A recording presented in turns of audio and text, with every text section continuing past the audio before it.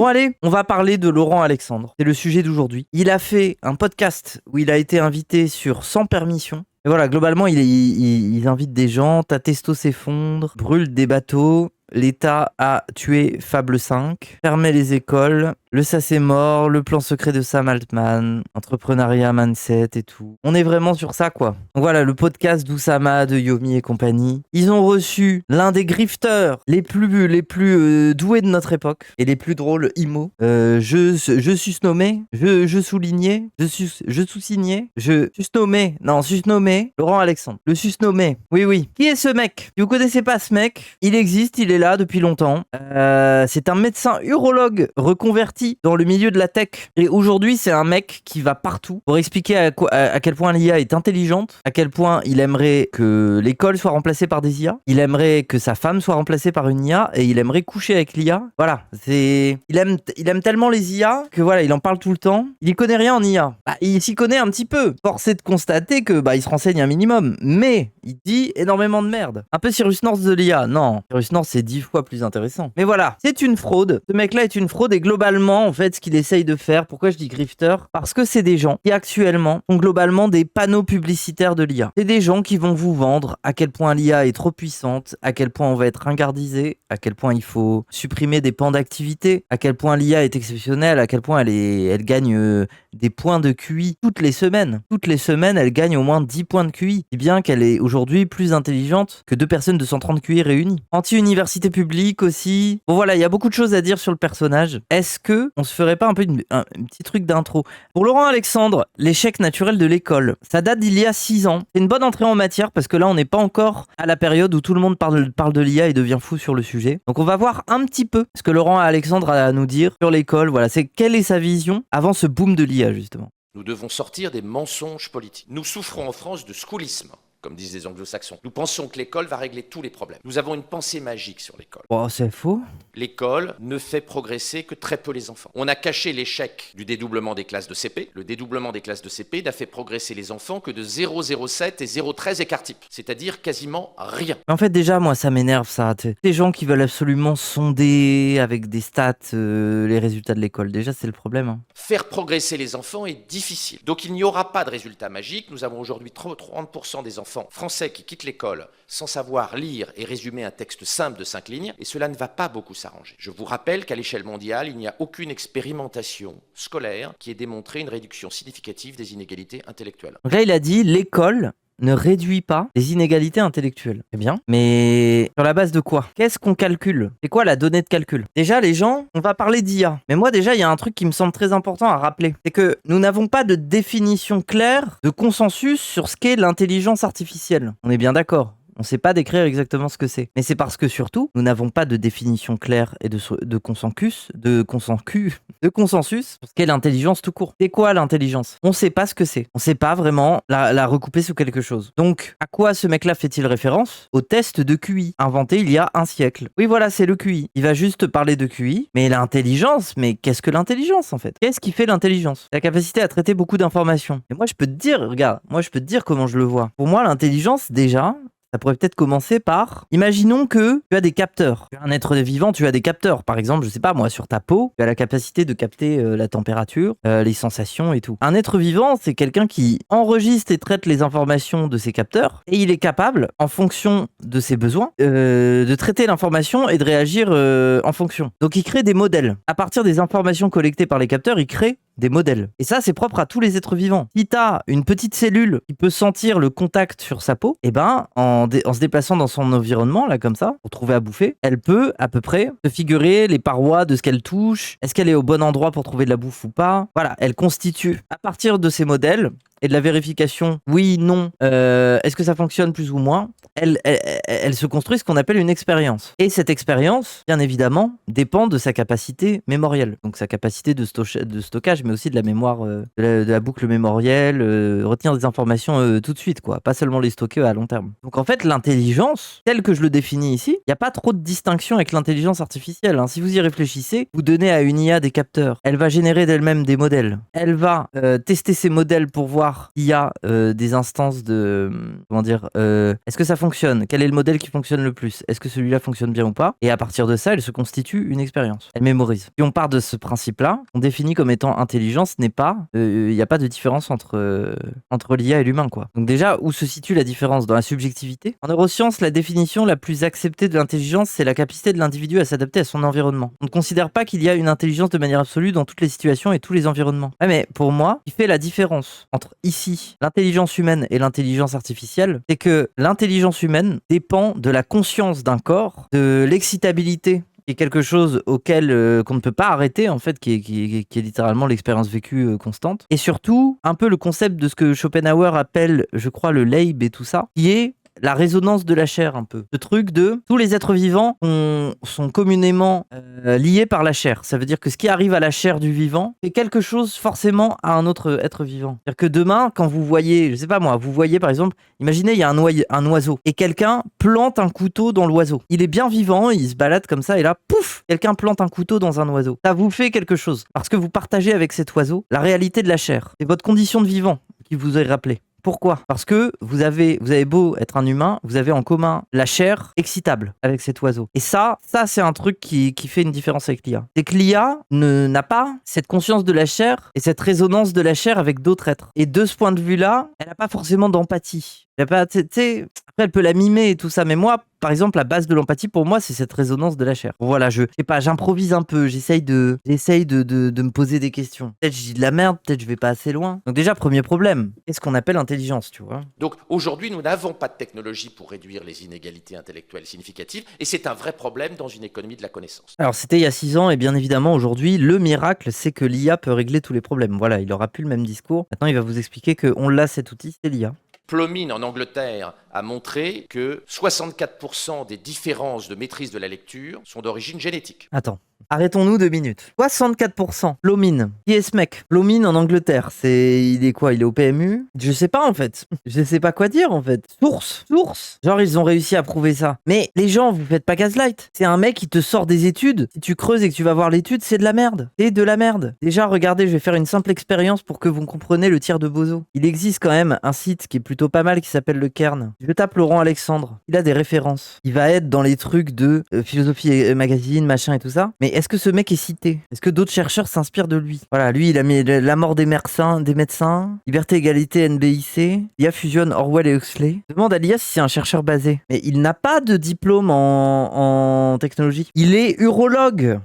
À la base, il opère des pénis. Il opère des zizi. Et je vous incite à lire ce qu'a écrit Plomin, qui est le grand spécialiste mondial de la neurogénétique et de l'intelligence. Déjà, moi, quand quelqu'un me dit le grand spécialiste mondial de quelque chose, j'ai pas envie d'y croire en fait. 7 milliards d'êtres humains, mais il y a le grand spécialiste mondial de quelque chose. Bah non, je n'aime pas cette phrase en fait, déjà, bon. Non mais globalement, oui, voilà. En fait, les gens, pipeline raciste. Ce mec-là lui présente une carte des QI, il va te dire oui. Il va te dire oui, un Somalien ne pourra jamais atteindre un Européen. Voilà les 64%. Voilà pourquoi les Blancs sont supérieurs en fait. Miracle. Pour compenser l'échec naturel de l'école, et qui n'est pas de la faute de l'école. C'est fou quand même de dire l'échec naturel de l'école, c'est dingue. Hein. On a développé des concepts tous plus foireux les uns que les autres. Tous codeurs, en imaginant qu'on allait permettre à tous les enfants d'apprendre le Python, alors qu'il y a à peu près un enfant sur 4 ou un enfant sur 5 qui est capable de faire du codage informatique. Preuve, mais ça vient d'où? Tes chiffres de merde? Un enfant sur 4 ou sur 5 seulement qui serait faire du code, mais c'est complètement con. Comment ça, capable? Mais oui, regardez. En fait, moi ça m'énerve. Si le code, on le rapporte à un langage, ça veut dire qu'il y aurait un seul enfant sur 4 ou 5 qui est capable de parler anglais, puisque finalement l'anglais est un code. C'est un autre code que le sien. Apprendre une langue, c'est littéralement apprendre un code. Et ça veut dire quoi? Ça veut dire qu'il y a seulement 20% des Français qui peuvent parler anglais. La musique aussi, pareil. Oui, le solfège, les rythmiques, une partition, c'est du code. Pourquoi on parle de lui en fait? Parce que, avec tous les bandeurs de l'IA de cons, ce mec-là se remet à avoir du buzz. Merci Oussama, merci tous les doubayotes de merde, et qu'on va donner du gaz à ce mec. Et que David Lisnard a envie de le ramener dans son équipe, et que bientôt Sardoche va vous louer à quel point ce mec-là est intelligent. Alors que l'homme le plus proche de lui, c'est Stéphane Bourgoin. Ça se voit quand il drop des sources, des machins. Il me fait penser à Stéphane Bourgoin, le profiler du FBI qui n'en a jamais été un. Regardez-les, c'est vous le chat là. C'est nous, on fait tous cette tête. C'est significatif quand même. On est au Sénat, c'est des vieux débiles, et même eux ils sentent qu'il y a un loup. Même eux ils sentent qu'il y a un truc. Et on a d'autre part fait croire que les digital natives, les gamins qui avaient un téléphone portable et qui allaient sur Instagram, allaient être plus compétents que les gens qui étaient d'avant. C'est totalement faux. Les études montrent que les digital natives ne maîtrisent pas mieux les concepts, ni même le numérique Non mais ça c'est pour rassurer les vieux du Sénat ça. que les seniors. Mais c'est faux. Tu mets à un gamin de 12 ans un téléphone entre les mains. Évidemment qu'il va faire de la merde et il va regarder Squeezie toute la journée. Mais tu le prends quelques années plus tard, si ça tombe, il sait faire une dinguerie. Il sait jailbreak son téléphone. Parce qu'il a eu un jour un problème et que son grand frère lui a dit « Ah tiens, va voir les tutos de jailbreak ». Il a été le faire, il a appris à le faire lui-même, il s'est dépatouillé. Il sait pas trop ce qu'il a fait, mais il comprend un peu à moitié ce qu'il a fait. Et du coup, il est en mode « Ah putain, mais je comprends ce qu'est un iOS. Ah, mais c'est comme ça que fonctionne une application. Ok, c'est faux ça. Comment ça c'est faux? C'est notre génération, ça, les petits c'est pas ça. Mais attendez, vous allez me dire que vous êtes suffisamment con pour penser et pour croire quand on vous dit purement et simplement que les gamins à qui on file des iPads trop tôt vont juste être débiles. Un peu de subtilité quand même. Vous avez bien compris que effectivement, il y a des trucs qui peuvent les rendre cons, mais il y a aussi beaucoup de choses qui peuvent les rendre pas bêtes. On peut pas partir du principe, c'est pas des singes quoi. Ils vont pas faire pup comme ça sur l'écran et être obsédés par l'écran. Ils font plein de choses. Enfin, je veux dire, à part aller sur YouTube, il y a plein de choses. La concentration aujourd'hui des cerveaux dans les métropoles est alarmante. L'augmentation des écarts de revenus entre ceux qui maîtrisent bien la nouvelle économie et ceux qui ne la maîtrisent pas est également alarmante. Et je vous rappelle que chez les géants de l'intelligence artificielle, les très bons développeurs, les excellents cadres touchent maintenant jusqu'à 2 millions de dollars par mois. Il y a une captation énorme des cerveaux par les géants de l'intelligence artificielle. Oui, et donc, il y a des cadres dans des entreprises de merde qui sont très bien payés aussi. Hein. Vaut rien, quoi. Enfin, je sais pas. Moi, c'est trop simple, quoi. Les grands cadres de l'intelligence artificielle sont des gens qui touchent 2 millions par mois. Pendant ce temps-là, je ne vais pas parler de tous les ouvriers à Madagascar qui cliquent toute la journée pour permettre à la machine de faire du deep learning. Sans eux, la machine ne fonctionnerait pas, mais bien évidemment, je vais parler des cadres avec un salaire de 2 millions, parce que j'aimerais en faire partie. A-t-il lâché le mot capitalisme? Non, mais ces gens-là sont pro-capitalistes. Vraiment des capitalistes finis à la pisse, quoi. Ce mec-là, il est dangereux parce que dans la période slop IA, où personne ne comprend rien à ce qui se passe, où d'un côté, t'as des bandeurs de l'IA qui veulent tout faire par l'IA, remplacer tout par l'IA et faire des économies d'échelle par l'IA, au point de vouloir supprimer la moitié de leur entreprise et les remplacer par des IA. À cause de ça, on est mal barré, parce qu'ils comprennent rien à ce qu'ils foutent et ils font plein d'erreurs, mais ils le font. Et de l'autre côté, on a le discours de gauche, sans nuance, bête, qui se contente juste de dire « C'est pas bien l'IA, interdisons l'IA. Non, je ne veux pas qu'un robot prenne ma place. » va falloir quand même voilà, va falloir s'éduquer collectivement, quoi. L'abus, c'est pas le discours de gauche. Je suis d'accord, mais putain, ils vont se calmer, les gens qui sont en mode l'IA, c'est pas bien, faut se calmer en fait. C'est trop tard pour dire de la merde comme ça. On n'est pas à la sortie d'un film de science-fiction où on donne son avis sur une dystopie. On est dans le monde réel, c'est du matériel, on fait avec. Ça m'énerve. Bon, voilà, nous sommes à l'ère des grifteurs de l'IA. Écoutons le podcast des grifteurs, de tous les grifteurs ensemble. J'ai la conviction qu'ils ouvriraient assez vite les camps de concentration s'ils étaient au pouvoir qu'ils ne rendraient jamais. Moi, je serais absolument pas étonné que la Troisième Guerre mondiale soit civile. Voilà, c'est le festival des conneries. On va prendre beaucoup de plaisir. Et si je faisais un bébé maintenant sans neuro-augmentation, il n'aurait aucune chance face à l'IA et je serais un père indigne de faire... Voilà, donc les CIO de la Silicon Valley, les cadres, ne veulent plus faire d'enfants tant qu'il n'y a pas une puce Neuralink pour augmenter leur enfant. Ça serait lui faire du mal, quoi. Le gamin, il va naître, il sera pas augmenté, alors que peut-être que dans 10 ans, il sera augmenté l'autre. Mais on peut réfléchir comme ça éternellement. Peut-être qu'il y aura une puce d'augmentation neurologique pour les enfants dans 10 ans, mais ça sera la V1 du bordel, et que globalement, ça donnera des résultats à la V4. Voilà, Aujourd'hui, il écrit, il investit, et c'est probablement la voie la plus clivante en France sur l'IA et le... Voilà, la voie la plus clivante en France sur l'IA. Comme d'habitude, je suis entouré d'Oussama, Bribael et JB. Bon, je sais pas qui sont ces gens, moi. Bon, Oussama, on ne le présente plus. Le GOAT, quel plaisir de le revoir. Je veux dire, ce mec-là est tellement dans le futur, il a une aura carrée au-dessus de la tête, quoi, on dirait un ange. Bribael et JB. Bon, JB, Bribael et tout, ça je connais pas. Et dans cet épisode, on va voir pourquoi il ne faut plus faire d'études. Voilà, son dernier bouquin avec Olivier Babot. Je sais pas qui c'est Olivier Babot par contre, mais j'ai déjà entendu son nom. C'est pas un philosophe nul? Ne faites plus d'études, apprendre autrement à l'ère de l'IA. Voilà, leur postulat, ça y est, c'est il ne faut plus faire d'études. On te voit passer un petit peu partout dans différents médias. Aujourd'hui, C'est quoi ton activité quotidienne? Je sais que tu es surtout entrepreneur. C'est quoi les sujets sur lesquels tu bosses le plus? Attendez, je vais bouger ma cam parce que je vais la mettre ici. Pourquoi? Parce que je préfère voir le visage de Laurent Alexandre que ce bozo à lunettes qui ne va parler que 2 fois durant le podcast. Voilà. Moi, je suis là pour lui, c'est lui ma star. Oussama aussi, bien sûr. Les 3 autres, là, bon. Je continue à écrire des livres, hein, et j'en sors un avec Olivier Babot sur la politique et l'IA dans 2 mois, dans 3 mois. Oui, bonjour. C'est qui Olivier Babot? C'est qui Olivier Babot? Le mec qui a écrit un bouquin là récemment avec Laurent Alexandre. Babot, c'est un universitaire, essayiste et chroniqueur français. Il préside aussi un think tank qui s'appelle Institut Sapiens, plutôt libéral économiquement. Il écrit beaucoup sur le travail, les technologies et ses livres suscitent souvent des débats. Certains trouvent qu'il éclaire les questions économiques. D'autres le critiquent pour sa proximité avec certains milieux économiques. T'en as entendu parler pour quel sujet? Bon déjà, pourquoi tu parles à 2 de temps si t'as pas pris de café ce matin? Mais bref, mais ma question surtout c'est, est-ce que c'est pas une grosse fraude ce mec? Parce que Laurent Alexandre est une immense fraude, donc j'imagine qu'Olivier Babot s'est bien trouvé avec ce mec. Déjà, pour ma réponse, c'est pas volontaire. Si ça a l'air un peu haché, c'est à cause de la synthèse vocale. Sur le fond, je serais prudent avec le terme fraude. À ma connaissance, rien n'établit qu'Olivier Babot soit une fraude au sens propre. Il est bien professeur en sciences de gestion, essayiste, mais il est parfois présenté comme économiste, ce qui agace certains. Il estime que sa spécialité, c'est plus le management que l'économie. Quant à l'Institut Sapiens, les enquêtes de presse ont soulevé des questions sur sa proximité avec certains intérêts industriels. L'Institut conteste être un organe de lobbying. Donc, c'est plus une question d'interprétation et de sensibilité politique. Ah bah si l'Institut contexte, tout va bien. Ça me rappelle quand Monsanto a contesté que ces pesticides donnaient le cancer. Donc je pense que tout va bien. Je vois l'analogie et c'est intéressant, mais le fait qu'un organisme conteste des accusations n'est pas nécessairement qu'elles seraient infondées. Ah mais une colonne vertébrale, je t'en supplie, c'est fou. Bon bref, je te laisse, oui, bisous. Et quand tu parles du coup des startups que tu développes, toi, quel rôle est-ce que tu as? Tu vas plutôt avoir un rôle de VC, investir? Est-ce que tu vas être le CEO? Ah, attends, il développe des startups. Bon déjà, on sait pas trop c'est des startups de quoi. Mais il développe des startups apparemment, Laurent Alexandre. Non, j'ai passé l'âge d'être managing director, mais je suis assez actif, oui. Ah, attends, quoi? C'est pas clair.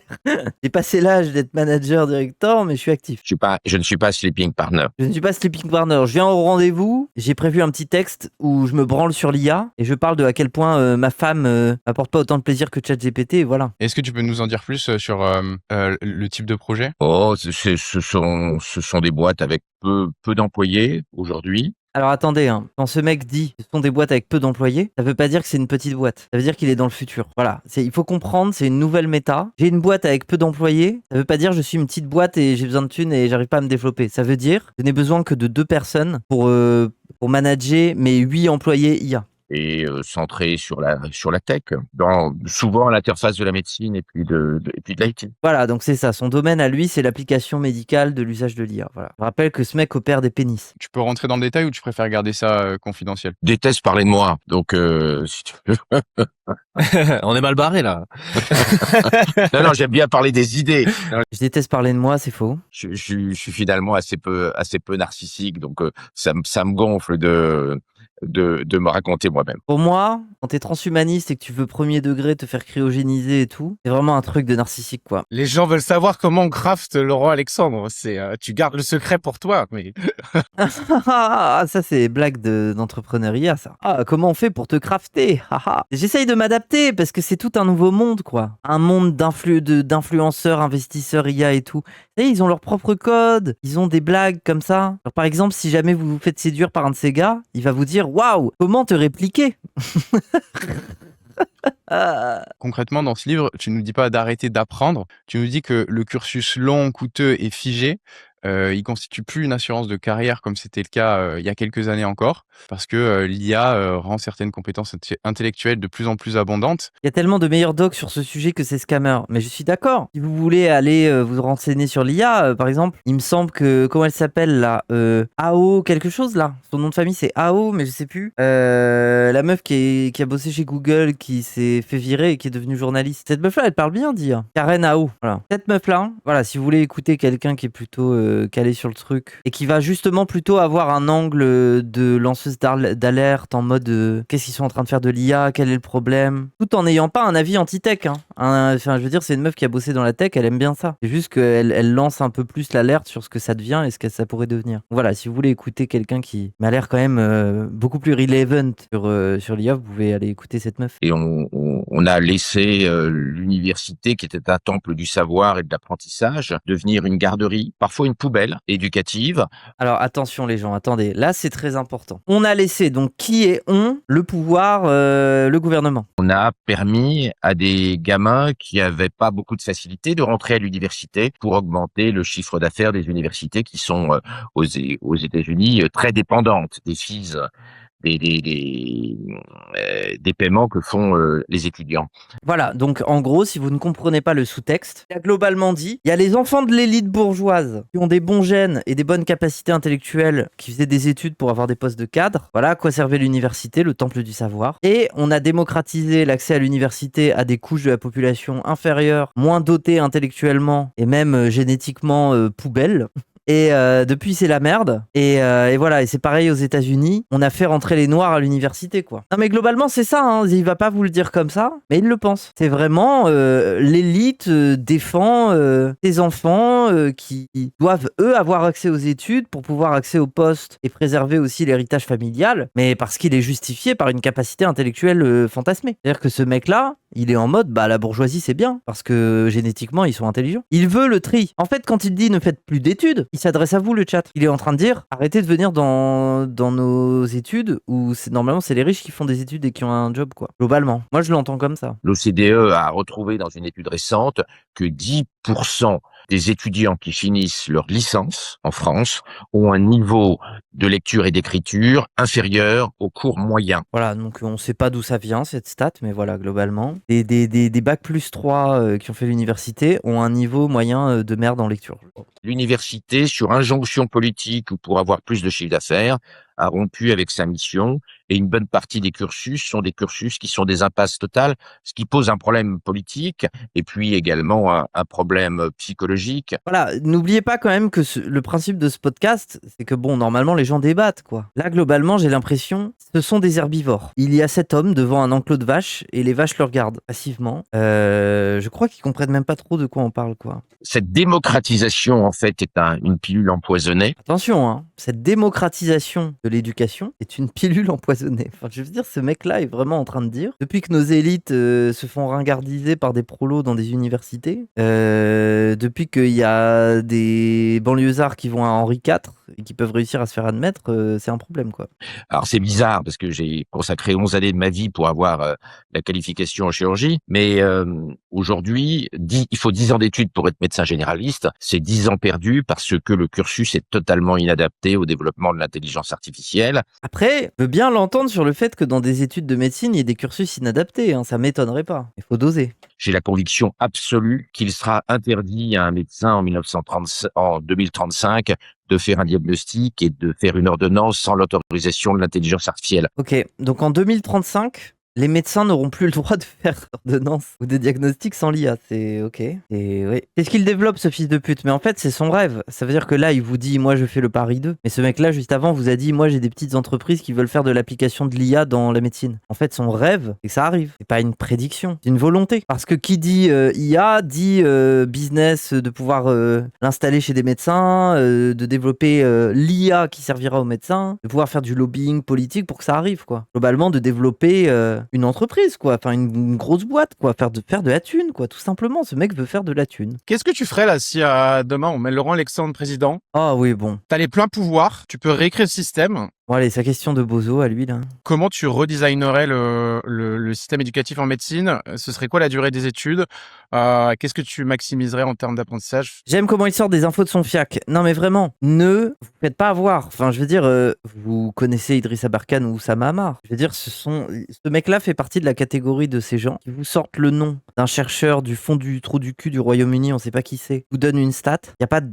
Voilà, c'est tout. Il vous balance des trucs comme ça. Et en fait, vous allez être en mode putain, si ce mec l'a dit, ça doit être vrai. Ça doit être vrai, quoi. Mais après, derrière, faut chercher. Je veux dire, il y en a eu plein, hein, des chercheurs qui ont fait ça. Par exemple, Jacques Balthazar et tout, sur la question de la génétique de l'homosexualité ou de la transidentité, des trucs comme ça. Bon, bah, il a fallu des chercheurs sérieux comme Odile pour faire sur des trucs de blog. Elle te reprend chaque étude, elle t'explique pourquoi ça tient pas, c'est de la merde. Et tu te rends compte que tout s'écroule, quoi. Dès que ces gens, ils te citent des trucs, si tu mets un peu les doigts dedans, c'est roule très vite. Voilà, après j'ai pas eu le temps de préparation de prendre chaque putain d'étude qu'il cite, mais globalement si vous faites le travail, vous allez vite vous rendre compte que c'est de la fumée, quoi. Lomine est connu, mais il ne parle pas de 64% de génétique, mais d'héritabilité. Laurent Alexandre adore raconter n'importe quoi. Oui, il déforme les trucs et tout, bah oui. Et je réfléchirais de façon globale à l'adaptation de la société. Donc, si tu veux, quand tu as un choc de la puissance de l'IA, tu vas pas faire de la couture fine, ministère par ministère. Voilà, donc ça, les gens, écoutez bien, parce que ça les place du côté des libertariens. Là, ils sont en train de juste se branler sur les libertariens. Ils vont vous parler de Javier Milei, de l'Argentine, de tout baiser à la tronçonneuse, de mettre des IA à la place des ministères, enfin voilà. Aujourd'hui, il faut changer la façon dont l'État fonctionne. Et pour commencer ça, il faut changer les hommes. Tu as énormément de directeurs d'administration centrale qui sont en réalité les pivots de l'action de l'État, qui sont des burnes en IA. Le deep state. D'ailleurs, j'avais écrit dans la revue des anciens élèves de l'ENA, j'avais écrit un papier. Il faut remplacer tous les préfets, tous les ministres, tous les directeurs d'administration centrale qui ne comprennent pas l'IA. Je pense que c'est ce qui serait le plus... Voilà, tous les fonctionnaires haut placés de l'État doivent être remplacés, ils comprennent pas l'IA. Voilà. Alors, Et tu les vas gens- pas mettre ouais. des jeunes énarques, évidemment. D'abord parce que le niveau à l'ENA est en train de s'effondrer depuis que c'est pas l'ENA, mais que c'est l'Institut du service public.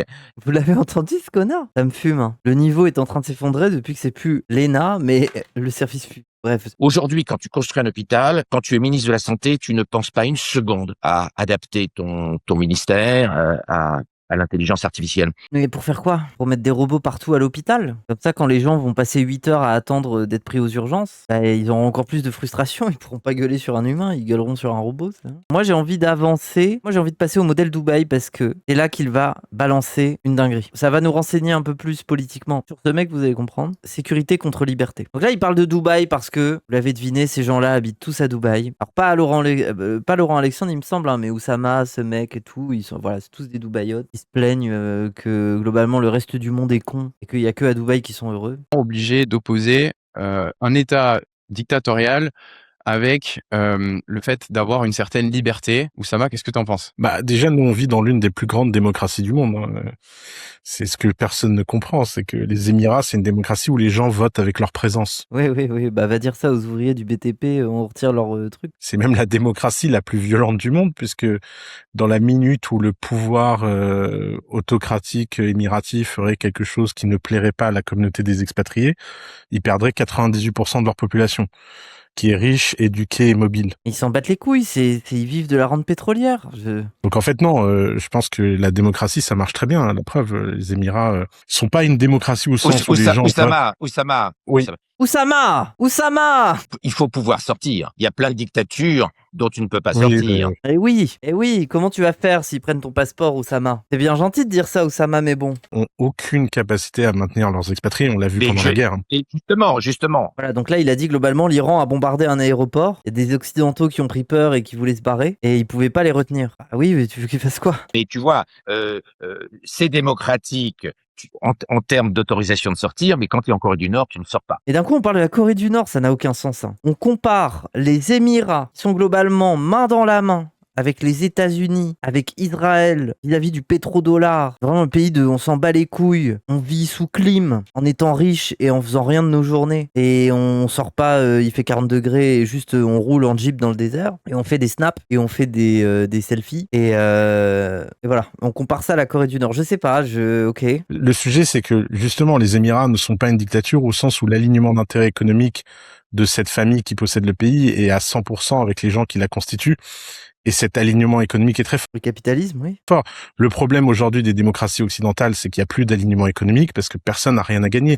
Bah, c'est-à-dire qu'il faut que tu sois si t'es pas un gagnant de l'équation, t'auras des problèmes, quoi, globalement. Il y a que les expats qui font de la thune. Si demain tu te casses la gueule dans ton business, c'est que tu vas te faire emmerder, en fait, pour partir, genre. Les gens ont perdu l'espoir qu'on puisse changer quelque chose par la politique, tu le sais très bien, hein.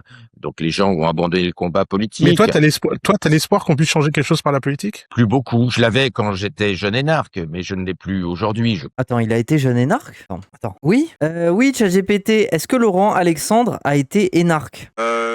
Oui, Laurent Alexandre est bien ENA. Il a intégré l'ENA en 1992 et il est sorti en 1994. Il a été affecté à une juridiction administrative avant de quitter la haute fonction publique pour se lancer dans l'entrepreneuriat. Oui, mais globalement, il n'a pas fait d'études à l'ENA, non? Il n'est pas énarque au sens il a fait des études, parce qu'il me semble qu'il a validé un diplôme pour opérer des pénis. Il était chirurgien urologue. Alors, il a fait les deux. Il a d'abord études de médecine, Ok. puis chirurgie urologique, puis MBA, puis Sciences Po, et ensuite l'ENA. Donc, c'est pas juste une équivalence, ni une passerelle, parce qu'il était médecin. Il a bien passé le concours de l'ENA. D'accord, ok. Il a fait énormément d'études. Oui, bah c'est pas parce que moi aussi j'ai fait énormément d'études. J'ai fait plusieurs L1. La Startup Tu Nation parlais- a été un slogan qui était un bon slogan de la part de Macron. Ça a quand même fait avancer les choses. Macron a quand même aidé. La Startup Nation, c'était bien. Il y a eu un effort, il y a eu une volonté. Il s'est heurté à plusieurs crises, comme tu sais, et puis à la difficulté de changer un pays vieillissant. Donc, je pense que la vie de l'Europe va être compliquée. Le vieillissement, la libanisation de nos pays, C'est-à-dire quoi, la libanisation de nos pays? notre éclatement politique avec l'arrivée d'une extrême gauche extrêmement forte, Ah, ça, c'est la France insoumise. extrêmement virulente et qui va favoriser la guerre des races et la guerre des religions, tout ça va être compliqué comme paysage. Voilà, donc l'extrême gauche veut la guerre des religions et des races. Voilà. Le fantasme d'une France blanc, black, beurre de la fin des années 90, en réalité, hélas, se fracasse sur la volonté de la France insoumise d'organiser la guerre raciale. Ok, d'accord. Ok. Bon, bah voilà, on est renseigné politiquement sur ce mec déjà. La volonté de la France insoumise d'organiser la guerre raciale. Bon, ok. On le voit bien tous les jours dans les discours de la France insoumise. Et Non, mais c'est vraiment le truc de les vrais racistes sont racialistes, quoi. C'est vraiment genre ah, tu parles de racisé, tu es donc raciste vu que tu parles de racisé. Alors que moi je ne vois pas les couleurs. Il y aura un atelier organisé la guerre raciale aux amphis peut-être, hein, je pense. Toi qui es un grand fan de Napoléon, justement, est-ce que tu penses pas qu'on va vivre une période historique où, en fait, tout ce qu'on a construit depuis 70 ans va voler en éclats sous son propre poids et effectivement, j'ai quand même l'impression que Attendez, je suis ta question. Fan de Napoléon, tout va voler en éclats.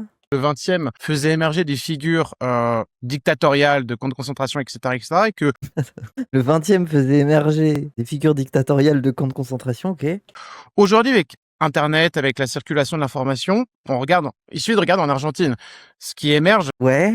c'est des libéraux. C'est pas des fous qui ont envie de faire des camps. Donc, est-ce que Ah d'accord, c'est pas des fous qui ont envie de faire des camps, donc du coup, le pote de Donald Trump, le Salvador, ouais. Non mais ça, y a pas. Ça, y a pas quoi. Israël et les camps d'internement, y a pas non plus. Bukele, c'est ça, ouais. Donald Trump qui a fait une prison avec des alligators, là. si on est parfaitement honnête, est-ce que justement la période historique en Occident est pas propice à l'émergence de vrais libéraux, ce qu'on n'a jamais eu en France? La période n'est-elle pas propice à l'émergence de vrais libéraux qu'on n'a jamais eu en France? Mais je sais pas, en fait, faut aller se faire enculer, en fait. Alors oui, on n'a pas de libertariens tels que eux l'entendent et tout, des gens qui s'en battent les couilles, qui veulent détruire l'État et tout, le déconstruire complètement. Et on a des ordo-libéraux, très sauce Allemagne, sociodémocratie, et c'est juste que là, ça part en couille, quoi. Des néolibéraux, des ordo-libéraux, enfin... l'idée selon laquelle la technologie va créer un monde souple, un long fleuve tranquille politico-social et économique est une fiction. On rentre dans une période de bouleversements sociaux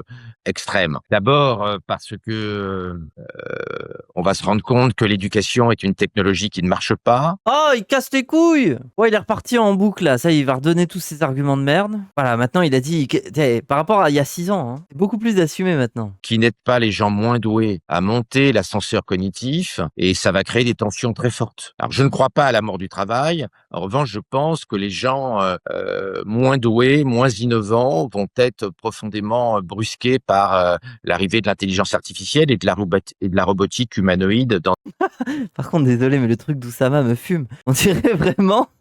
Ah, on dirait que sa tête est descendue et qu'il y a un module et que, tu sais, on dirait qu'il est connecté et que sa tête, elle va remonter dans le bordel après. C'est drôle, quoi. Tu vas avoir beaucoup de gens qui vont être malheureux d'être déqualifiés.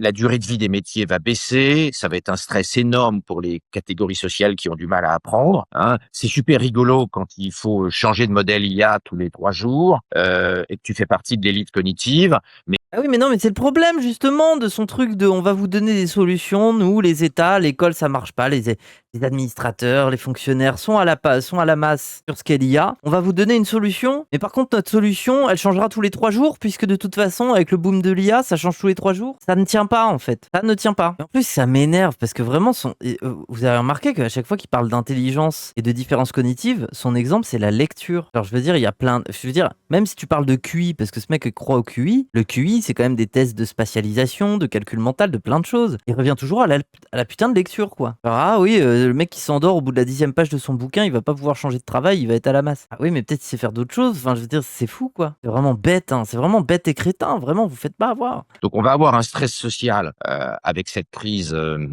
schumpeterienne, hein, cette crise d'adaptation de la société à l'IA et à la robotique. On va aussi avoir une crise civilisationnelle. En fait, voilà. Moi, c'est ça qui me fait vraiment du mal, quoi. C'est que ce sont des gens qui vont t'expliquer qu'il y aura naturellement une crise d'adaptation, de machin, de trucs et tout. On remet jamais en question l'application qu'on fait de l'IA, le temps d'adaptation qu'on laisse aux gens, la manière dont on préserve une économie. Non, faut à tout prix que des putains d'entreprises de merde trouvent des solutions et ils fassent des économies d'échelle sur leurs employés. Mais en plus, ces gens-là ne vendent pas des solutions sérieuses. Croyez pas que Oussama et la bande, là, sont des gens qui vendent potentiellement à des entreprises des solutions sérieuses, d'infrastructures, d'adaptation pour passer à des employés IA. Ce n'est pas vrai. Ces gens-là bidouillent. Tu peux même pas les mettre dans la cour de, je sais pas moi, une banque qui voudrait modifier son infrastructure pour choper des IA. Jamais elle va voir ces gars-là. C'est des bozos. Qu'est-ce que ces mecs-là experts? Ces mecs-là vous vendent un narratif. Voilà ce qu'on appelle un grifter. Ces mecs-là vous vendent une réalité du monde inévitable dans laquelle vous allez finir par être dépendant de leur avis, de leurs solutions. Et c'est comme ça qu'ils vont vous vendre de la merde. C'est leur but. Leur but, c'est de vous vendre de la gnognotte. C'est de jouer sur votre incrédulité, c'est de jouer sur leur narratif. Ils vous racontent des histoires. Ils le savent très bien. Il va y avoir une crise civilisationnelle liée au développement des technologies transhumanistes, qu'elles soient neuroélectroniques ou qu'elles soient neurogénétiques. Hein. Neurogénétique, mais c'est pas clair, rien de clair. Hein. On va, je sais quoi, on va faire de la sélection eugéniste pour avoir les bébés les plus intelligents. On saura leur faire passer des tests de QI dans l'utérus et choisir les meilleurs. On va les faire naître avec une puce Neuralink. C'est comme si tu les passais à 32 Go de RAM alors qu'ils étaient à 8. Enfin, c'est pas clair. C'est vraiment pas clair. C'est vraiment de la SF nulle, quoi. Le terme fait peur, c'est le seul but. Mais en fait, eux, ces gens-là, ils veulent déclencher un stress chez des bourgeois, chez des investisseurs, mais vraiment un stress ontologique. De leur dire, votre bébé, là, il est ringard. Votre futur CIO, votre fils là qui va vous servir de futur CIO, ce mec là est con en fait. Alors que demain, les bébés de Chinois à 10 ans, ils auront des capacités télékinésiques et ils pourront soulever à distance des objets parce qu'ils auront sélectionné génétiquement les meilleurs, quoi. Enfin, ils vous vendent cette histoire, quoi. L'IA va être plus intelligente que 100% des humains. Je pense que ce sera le cas fin 2027. Allez, oui, voilà. Et derrière une situation où, en fait, comme le dit très bien Hinton, nous ne serons plus la première espèce la plus intelligente sur Terre, mais la deuxième. On parle de LLM. Ça m'énerve, en fait. On parle de putain de LLM, quoi. Bon courage pour définir intelligence. C'est pour ça que j'ai commencé littéralement mon react par ça. C'est que n'oubliez pas qu'il n'y a pas de consensus sur l'intelligence artificielle. Vers quoi on va? À quel moment on se dit, oh putain, le bazar il est intelligent, il fait pas que mimer, quoi. Est-ce que c'est le fait d'avoir une conscience? Est-ce que c'est le fait de développer les capacités de ce qu'on appelle le QI? Bon, j'imagine que pour lui, c'est ça. Genre, enfin, je sais pas. Et surtout, l'intelligence humaine. L'intelligence humaine, nous ne sommes pas vraiment capables de la définir. Déjà, on ne sait pas vraiment la définir par rapport à l'intelligence non humaine, genre animale, et encore moins par rapport à l'intelligence artificielle. Moi, je pense, par contre, que c'est voilà, une des différences qu'on peut quand même opérer entre l'IA et l'humain, c'est la conscience d'un corps, c'est la conscience de la résonance organique avec d'autres corps, à la base de l'empathie et du point de vue intellectuel de l'éthique, et que c'est pour ça que les IA me font peur, quoi. C'est qu'elles n'ont pas ces réflexes. Elles n'ont pas ce réflexe de se dire tu sais, elle va dérouler un raisonnement utilitariste, mais à aucun moment elle va se dire c'est bien ou mal, mais dans le sens où il y a un truc organique qui résonne en elle, quoi. Que la base de tous ces débats intellectuels sur ce qui est bien et mal, c'est quand même la résonance organique. C'est quand même ce truc de se dire ah putain, mais ça fait mal. Avant de dire ce qui est mal, il y a ce qui fait mal, en fait, tout simplement, tu vois. Et donc si t'as pas de corps, si t'as pas cette réflexivité, cette altérité, il y a oui, je me méfie d'une IA pour prendre des décisions, hein, c'est sûr. Hein. Après, Moufette, c'est pas ce qui nous rend intelligents, qui nous rend plus intelligents. Mais moi, en fait, ce qui est paradoxal, c'est que je pense qu'en tant qu'espèce, un des trucs qui nous rend intelligents et qui pour autant peut nous rendre complètement cons, c'est l'association de signes. C'est littéralement ce qui pour moi a fait la différence en tant qu'espèce pour les Homo sapiens. C'est que les Homo sapiens sont capables de faire des architectures d'association de signes beaucoup plus riches et complexes et qui font beaucoup plus de sens que d'autres espèces d'hominidés. En tout cas, moi j'ai l'impression que c'est ce qui s'est un peu vérifié, quoi. En termes de capacité à rassembler un groupe, à communiquer, à avoir un langage varié ou avoir des signifiants variés. L'Homo sapiens a quand même cette différence. Il est capable de se fédérer autour, je sais pas moi, de symbolique, de musique, de religion, d'histoire, de récit. Précisément ce que ces gens essayent de te vendre, quoi. Mais je veux dire, si on part de cette capacité, un fou utilise cette capacité. Un fou est quelqu'un qui fait une association de signes qui n'a plus de prise avec la réalité. Donc il utilise son intelligence puisqu'il fait des associations de signes, mais ça veut pas dire que c'est vrai. Donc en fait, si c'est cette capacité qui a fait la différence déjà en tant qu'hominidé, ça veut pas dire que c'est ce qui nous rend fonctionnels, en fait. C'est une capacité, elle peut aller dans tous les sens. Donc est-ce que l'intelligence rend efficace? Pas forcément. C'est-à-dire on appelle un fou et qui est capable de faire énormément d'associations de signes hyper complexes, de te raconter des trucs hyper complexes sur les associations de signes qu'il a fait, bah, c'est merveilleux, mais il est dysfonctionnel. En tout cas, vis-à-vis de sa survie, quoi. Vis-à-vis de son fonctionnement. En tout cas, il a sa propre fonctionnalité à lui, quoi. Mais il a plus une fonctionnalité qui lui permet de raisonner avec les autres, quoi. Il s'isole par son propre fonctionnement. Association de signes, genre pour faire un caton. C'est pas la ref. Moi, je trouve que l'argent, ça nous rend encore plus cons, c'est ma critique. Ah, c'est vraiment la vie de con. Ça veut rien dire. Hein. Ça veut rien dire. En fait, moi, je pense que les gens qui confondent critique du capitalisme et critique de l'argent sont des débiles. Sont des débiles parce que d'étudier, par exemple, ce qu'on fantasme comme étant le système de troc avant l'argent, mais ça ne peut pas fonctionner, en fait, le système de troc. Vous y avez déjà réfléchi, genre, vous ne pouvez pas troquer tout et n'importe quoi. Si votre voisin, à qui vous avez l'habitude de filer des tomates, il en a plus besoin, vous ne pouvez pas le payer. Et pourtant, vous avez besoin de ce qu'il vous vend. Sauf que si vous n'avez pas un truc qui lui manque, vous ne pouvez pas le payer. Donc l'argent est une technique qui permet de reproduire des échanges sans qu'il y ait de problème partout. C'est-à-dire qu'au lieu de lui filer des tomates que vous cultivez pour obtenir du bois, que vous ne pouvez plus faire parce qu'il a suffisamment de tomates et que du coup il a plus envie d'en avoir, sinon il en a en trop, il va les gâcher, bah, vous pouvez remplacer ça par l'argent. Voilà.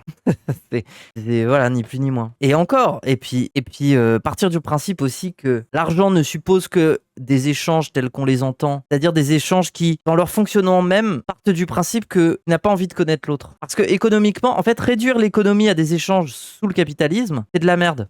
L'entraide, la solidarité, la dette, mais la dette, même le fait d'avoir une ardoise, par exemple. C'est-à-dire qu'avoir une dette, c'est pas forcément un mec qui inscrit sur un bout de papier, tiens, voilà, tu me dois tant. Une dette, ça peut être un service, tu vois, ça peut être je t'ai rendu service à tel moment, tu me devras quelque chose. Ou tu le dis même pas, mais c'est sous-entendu. En tout cas, c'est un fonctionnement qui fait que, les échanges et la vie humaine continuent. On n'a pas l'échange froid où on donne une valeur à une chose, on la paye, bonjour, au revoir, je prends le truc, je te donne l'argent, au revoir. Je n'ai pas envie de parler avec toi. Ça n'existe que dans nos mondes. Parce qu'on vit dans des mondes où on habite des apparts, des machins, voilà. On parle pas trop avec nos voisins, on s'organise pas. Le monde a été construit comme ça, mais c'est une des raisons de notre solitude aussi. C'est que nos conditions matérielles d'existence ne sont plus induites que par des échanges qui nous permettent de ne jamais rentrer en résonance, rentrer en empathie, rentrer en devoir et en responsabilité par rapport aux gens à qui on achète quelque chose. Je n'ai pas besoin de comprendre qui est le caissier de Carrefour pour lui tendre un billet et partir avec ce que j'ai acheté. Donc c'est notamment pour ça qu'on devient des égoïstes et des solitaires. L'économie, ça n'est pas que ça. Le capitalisme voudrait vous faire croire que la nature finale des échanges, pour le bien de tous, c'est ça. Mais c'est pas obligé d'être ça. Peut-être que mon caissier... Voilà, je vous prends un autre exemple. J'habite dans un petit village en montagne. Il y a un magasin. Merci Estia.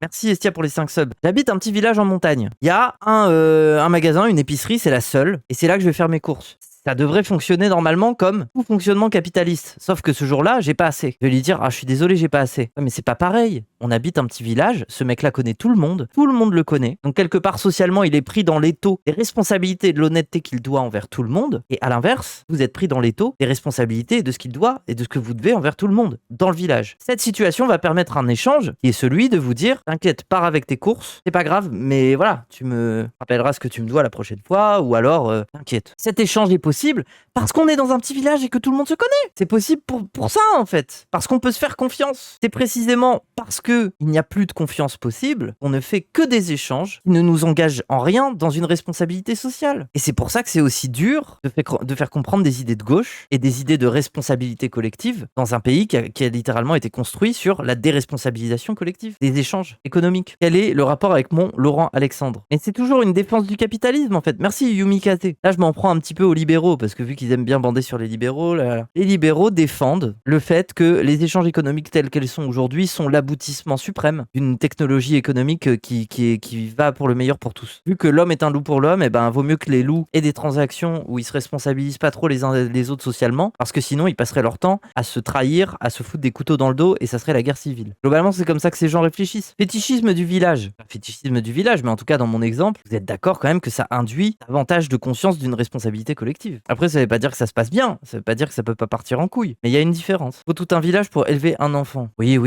c'est si on partait de ce principe, aucun des enfants occidentaux est correctement élevé du coup. Bon, moi j'y crois pas trop à ces trucs de il y a des modèles, tu vois, ça devrait se passer comme ça. Plutôt que je pense que nos modèles à nous ne sont pas très sains. On aime bien les défendre en tant que tels, mais faire grandir un enfant dans une banlieue périphérique où il est un peu loin de tout, il a du mal à se faire des potes, à part en prenant son vélo et en faisant 30 minutes pour aller voir le premier, tu vois. Et il habite avec ses 2 parents et il a pas trop de frères et sœurs, il se fait chier. Ah oui, non, c'est pas très sain. Surestime de ouf le village, mais bon. Non, mais je le prenais comme exemple. Je suis pas en train de vous dire que c'est idéal. Juste en train de vous dire que nous sommes dans les conditions qui permettent cette déresponsabilisation, c'est tout. T'as pas répondu à ma question, c'est pas grave, Moufette. À part me dire que je suis con car je suis débutatif sur les biens et de la cupidité sur l'argent. Et non, mais c'est parce que tu dis que le problème c'est l'argent. Or, le problème c'est pas l'argent. En fait, c'est trop simple de dire oh l'argent c'est le problème et tout. En fait, plein de sociétés humaines primitives ont montré que elles utilisaient des systèmes d'argent bien plus évolués que ce qu'on croyait. Genre des systèmes de dette par exemple. Ça existait. Alors que nous on était en mode oh ils font du troc, ils s'échangent des coquillages contre des pastèques, je sais pas. Alors que non en fait. Je veux dire même s'ils vivaient à l'époque où ils avaient les premiers outils, ils sont très bien capables par exemple de te prendre une lamelle, je sais pas, ils habitent près de la mer, ils te prennent un os de sèche, ils font des entailles dedans et avec ça ils sont capables de faire des maths et de tracer des signes qui correspondent à quelqu'un et de dire et globalement l'os de sèche permet de dire regarde telle personne doit à peu près telle chose à telle autre. Voilà, il y a même pas besoin de papier. Et tu as inventé ce qu'on appelle un billet ou alors un titre de dette, tu vois. T'as juste besoin d'un os de sèche et d'un caillou. Faut arrêter de c'est inventer les comptables. Bah oui, c'est un des plus vieux métiers du monde, très sincèrement. Et en fait, pourquoi je vous dis ça? Parce que déjà c'est pour débunk un petit peu le truc des libéraux. Eux, les libéraux, ils vont vous dire que avant, à la préhistoire, c'était le troc. Et une fois qu'ils se sont installés, sédentariser les humains, ils se sont mis, voilà, globalement à inventer des échanges économiques plus intéressants et à développer des billets, des trucs de dette, des trucs comme ça. C'est con, c'est complètement faux. C'est complètement faux. C'est faux. Même chez des Homo erectus, des trucs comme ça, il y avait déjà des fonctionnements un peu bizarres comme ça. Il y avait déjà des trucs où, bah, globalement, tu graves un truc sur une pierre et ça a la signification que tu dois une dette envers quelqu'un ou des machins comme ça. Il y avait déjà des trucs qui faisaient office d'argent. Parce que les hommes de l'époque ne sont pas cons. Une fois qu'ils sont confrontés à la situation de ah merde, le mec lui vend des tomates mais il en a pas besoin, du coup je peux rien lui acheter, bah oui, bah c'est à partir de moment ils vont se dire bon ça fonctionne pas le troc, faut de l'argent. Et les libéraux vous font croire constamment que ça n'était que du troc avant et que les gens étaient teubés. C'est faux. Aujourd'hui, dire ça va être le chaos et que ça, c'est pas une sorte de néo-malthusianisme. Bon alors si vous savez pas ce qu'est le malthusianisme, c'est cette pensée idéologique qui part du principe que les ressources sur Terre sont limitées. Nous sommes dans un problème de crise de ressources et que globalement une bonne guerre et un bon génocide ça remettrait les pendules à l'heure. Voilà, c'est ça le malthusianisme. On est quand même dans un monde où tout est bloqué par la régulation. Si demain, on arrive sans passer par une phase dictatoriale, et d'ailleurs c'est le point de Peter Thiel, ce qu'il dit depuis 20 ans, son antéchrist et toutes ses thèses, c'est justement que depuis les années 70, tout est absolument bloqué. Donc est-ce que si on arrive en Occident à débloquer, peut-être que ça commencera aux États-Unis, peut-être que ça commencera en Argentine, c'est intéressant parce que Peter Thiel est parti en Argentine, peut-être qu'on aura un peu une zone oasis qui montrera la voie à suivre. Est-ce que tu penses pas que l'association de la robotique plus l'intelligence artificielle plus la dérégulation va permettre de relancer la croissance et en fait, Voilà, donc le rêve libertarien. ça va créer une déflation qui va faire que tous les problèmes qu'on voit comme des problèmes aujourd'hui ne seront finalement pas des problèmes et que Ah, donc les problèmes d'aujourd'hui, comme par exemple, je sais pas, la malnutrition, la clochardisation, le manque d'éducation, les différences de richesse de fous qui se creusent. C'est ça les problèmes, hein, globalement. On les verra plus comme des problèmes puisqu'on s'en souciera pas, j'imagine. Ou alors on retournera à une forme de compétition sociale où on pourra se contenter de dire bien fait pour toi si jamais t'es dans la merde. Je sais pas. Comme tu sais, je suis plutôt technophile. Il y a plein de gens qui considèrent que je suis un horrible transhumaniste foufou.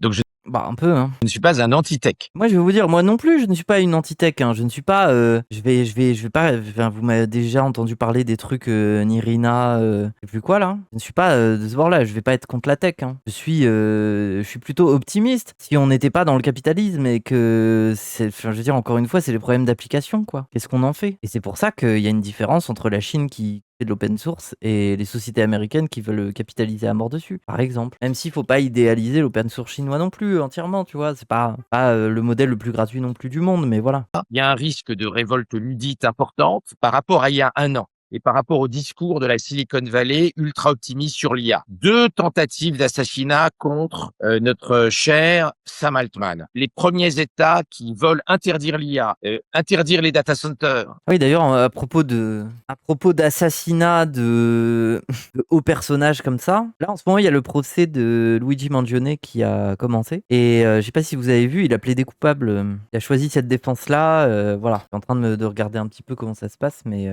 c'est en cours, quoi. J'ai l'impression qu'il va y partir sur un peu une défense de rupture, faut attendre de voir, ouais. Et finito de toute façon ce héros, oui, puis je sais pas si vous avez vu sa gueule, il est fatigué, hein. On dirait presque qu'au bout d'un moment ils se sont dit, ah putain ce mec il a la classe, venez on lui donne un peu moins à graille et on le laisse dans sa cellule en isolement histoire qu'il déprime, histoire qu'il ait un peu une sale gueule à son procès, enfin je sais pas. Un conseiller municipal qui avait voté en faveur d'un data center qui a reçu 12 balles dans la peau. Les sondages qui montrent que 3/4 des Américains souhaitent une pause sur les data centers et une pause sur l'IA. Bon, pour vous expliquer, hein, parce que là c'est bien gentil de dire regardez, la population pète un câble. Les gens n'aiment tellement pas l'IA qu'ils veulent tuer les concepteurs d'IA. Les gens sont vraiment anti-tech, quoi, ils sont bêtes, quoi. Bon, on rappelle que globalement en ce moment, par exemple dans des coins en Amérique du Sud, on va te construire un data center alors que les locaux ont déjà pas beaucoup accès à l'eau potable et qu'ils sont limites sur leur capacité. Parce que rappelle que le refroidissement des centres de données se fait avec de l'eau potable. Ça ne se fait pas avec de l'eau intoxiquée, de l'eau sale. Parce qu'ils ont très très peur que leur machine se dégrade, se rouille. Donc en fait, on utilise de l'eau qui est de l'eau qu'on pourrait boire. Hein. Et cette eau-là, ils la rendent du coup sale. Ou pas potable, peu importe, ça prend de l'eau. Bah en fait, ça prend surtout de l'eau potable, hein, je te jure. Hein. Donc voilà, déjà ça crée ce problème-là. Ça veut dire que dans des coins un peu pauvres où ça galère déjà un peu à avoir de l'eau potable, on vient t'installer des data centers pas loin, globalement vont aggraver la situation de la population. Littéralement, c'est des morts derrière, quoi. C'est gratuit l'eau. Oui, bah vas-y, je t'invite à faire un trou et à l'épuiser dans une nappe phréatique avec tes mains, hein, on verra. C'était gentil, mais bon. Oui, c'est gratuit l'eau, oui, c'est bien. Pour eux, je parle. Oui, voilà, pour eux, je parle. Ils vont me défendre que c'est un bien naturel et tout ça. C'est une manière de cacher le fait que c'est une ressource et qu'elle se partage et que voilà, et que c'est des fils de chiens quand ils font ça. Et donc voilà, les crises qui se passent vis-à-vis des data centers et tout, c'est pas juste des gus anti-tech qui râlent avec des fourches et des pioches et qui veulent juste tuer des gens parce qu'ils sont cons. Non, c'est des gens qui ont quand même conscience que ça leur fait du mal en fait. Il y a ça les déstabilise, ça va aggraver leurs conditions de vie et voilà. C'est quoi la solution selon vous? Interdire les data centers ou les limiter aux pays ultra-capitalistes? Déjà, partir du principe qu'on n'est pas obligé d'avoir 15 IA différentes qui se concurrencent sur un marché et qui chacune ont besoin de leurs propres infrastructures pour fonctionner. Déjà, ça serait une solution, tu vois. Parce que c'est tellement une bulle qu'il y en a, ils vont construire des data centers qui ne vont servir à rien, qui vont être ringardisés dans 4 ans. C'est pour ça, quoi. Vraiment, En 1750, au moment des Lumières, tu as plein de déclarations de gens qui disaient quand l'école sera gratuite, il n'y aura plus d'inégalité intellectuelle, il n'y aura plus d'inégalité sociale. Quand la télé est arrivée, on a dit grâce à la télé dans les classes, grâce à la télé à la maison, il n'y aura plus d'inégalité cognitive et sociale parce que tout le monde va avoir accès à l'information du monde grâce à la télévision. Oui, globalement, c'est les gens comme vous qui ont dit ça. Les gens qui avaient des intérêts à vendre des trucs. Quand, en 94-95, quand Internet est arrivé, beaucoup de gens dans la Silicon Valley ont dit que les inégalités intellectuelles et sociales allaient disparaître grâce à Internet. Et Mais parce qu'ils ont des trucs à vendre. En fait, ça m'énerve de partir du principe que dans le capitalisme, quand t'as une boîte dans la Silicon Valley, faut prendre pour argent comptant ce qu'elle dit sur l'évolution, le progrès. Bien évidemment qu'il faut pas partir du principe. Enfin, je veux dire, c'est littéralement une opération commerciale. C'est complètement con, quoi. tu as une augmentation des idées, des inégalités entre ceux qui se servent de l'IA pour glander, et c'est une grande majorité, et les gens qui se servent de l'IA pour apprendre plus, pour aller plus loin et pour produire mieux, tu as une augmentation des inégalités. Donc la technologie est magique, elle est formidable, je la trouve formidable. Très dangereux comme discours. Hein. Y a rien de magique là-dedans. Hein. Tout dépend des choix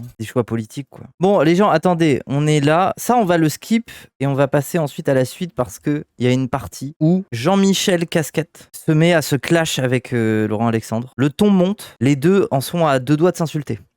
Je vous promets que ça part en couille à un moment. Bagarre, on veut. Vous allez voir, mais sur un truc de classe, hein, justement, sur un truc de classe. La vraie question, c'est pas qu'est-ce que les 15% de plus intelligents vont faire de merveilleux dans le monde des IA agentiques.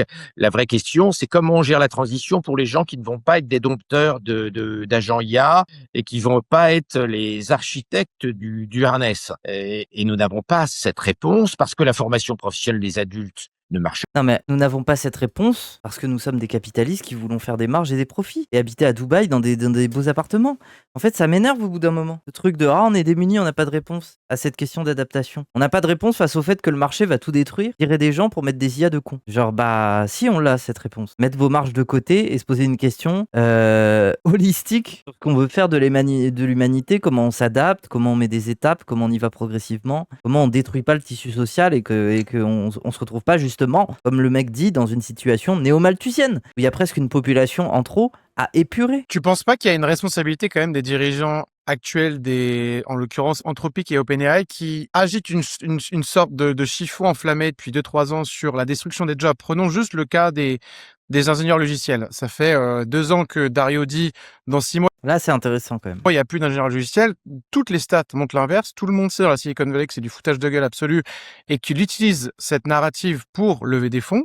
Sam Altman utilisait un peu la même. Il a un peu, là, il est en train de changer. Maintenant, c'est passé de ça à, on va gagner beaucoup d'argent avec le social, enfin, avec notre système d'ads.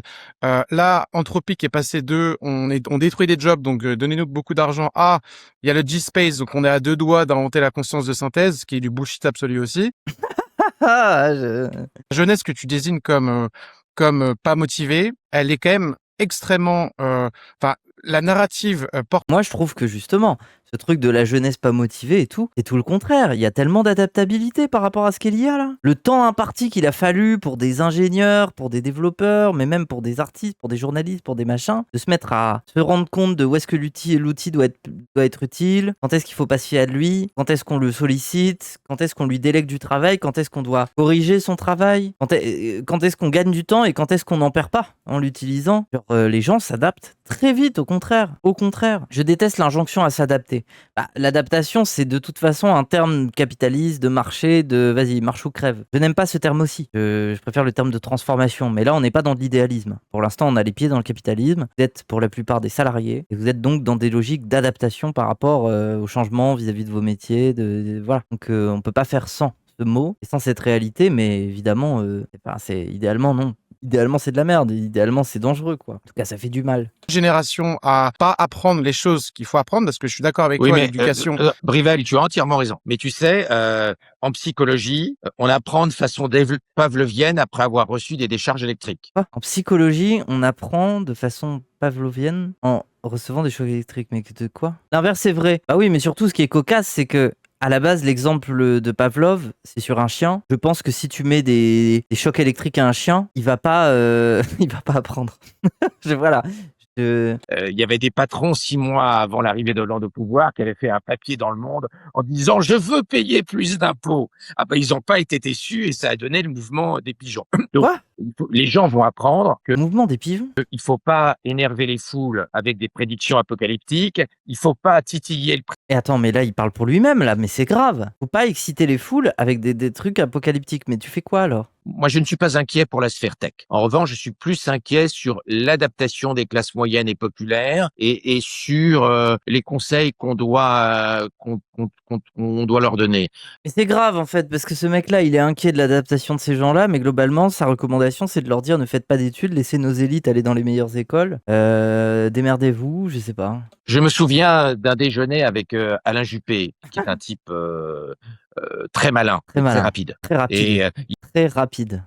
il venait de lancer un programme de formation au code de tous les jeunes bordelais. Ok. Et je déjeune avec, c'était il y a 10 ans, c'était après la sortie de la guerre des intelligences. Et je déjeune avec Juppé. La sortie de la guerre des intelligences, on sait pas. Il y a eu une guerre Star Wars, il y a eu des cerveaux qui se sont tirés des lasers, on sait pas. Monsieur le Premier ministre, ça n'a aucun sens de former tout le monde à écrire du code. Qu'on donne une culture générale, informatique et informationnelle à tous les gamins de Bordeaux, ça a du sens. Mais de leur apprendre à écrire du Python, ça n'a pas de sens. À chaque fois, attendez, mais moi ça m'énerve. À chaque fois, ce mec se branle sur le Python. Il n'y a pas que le Python.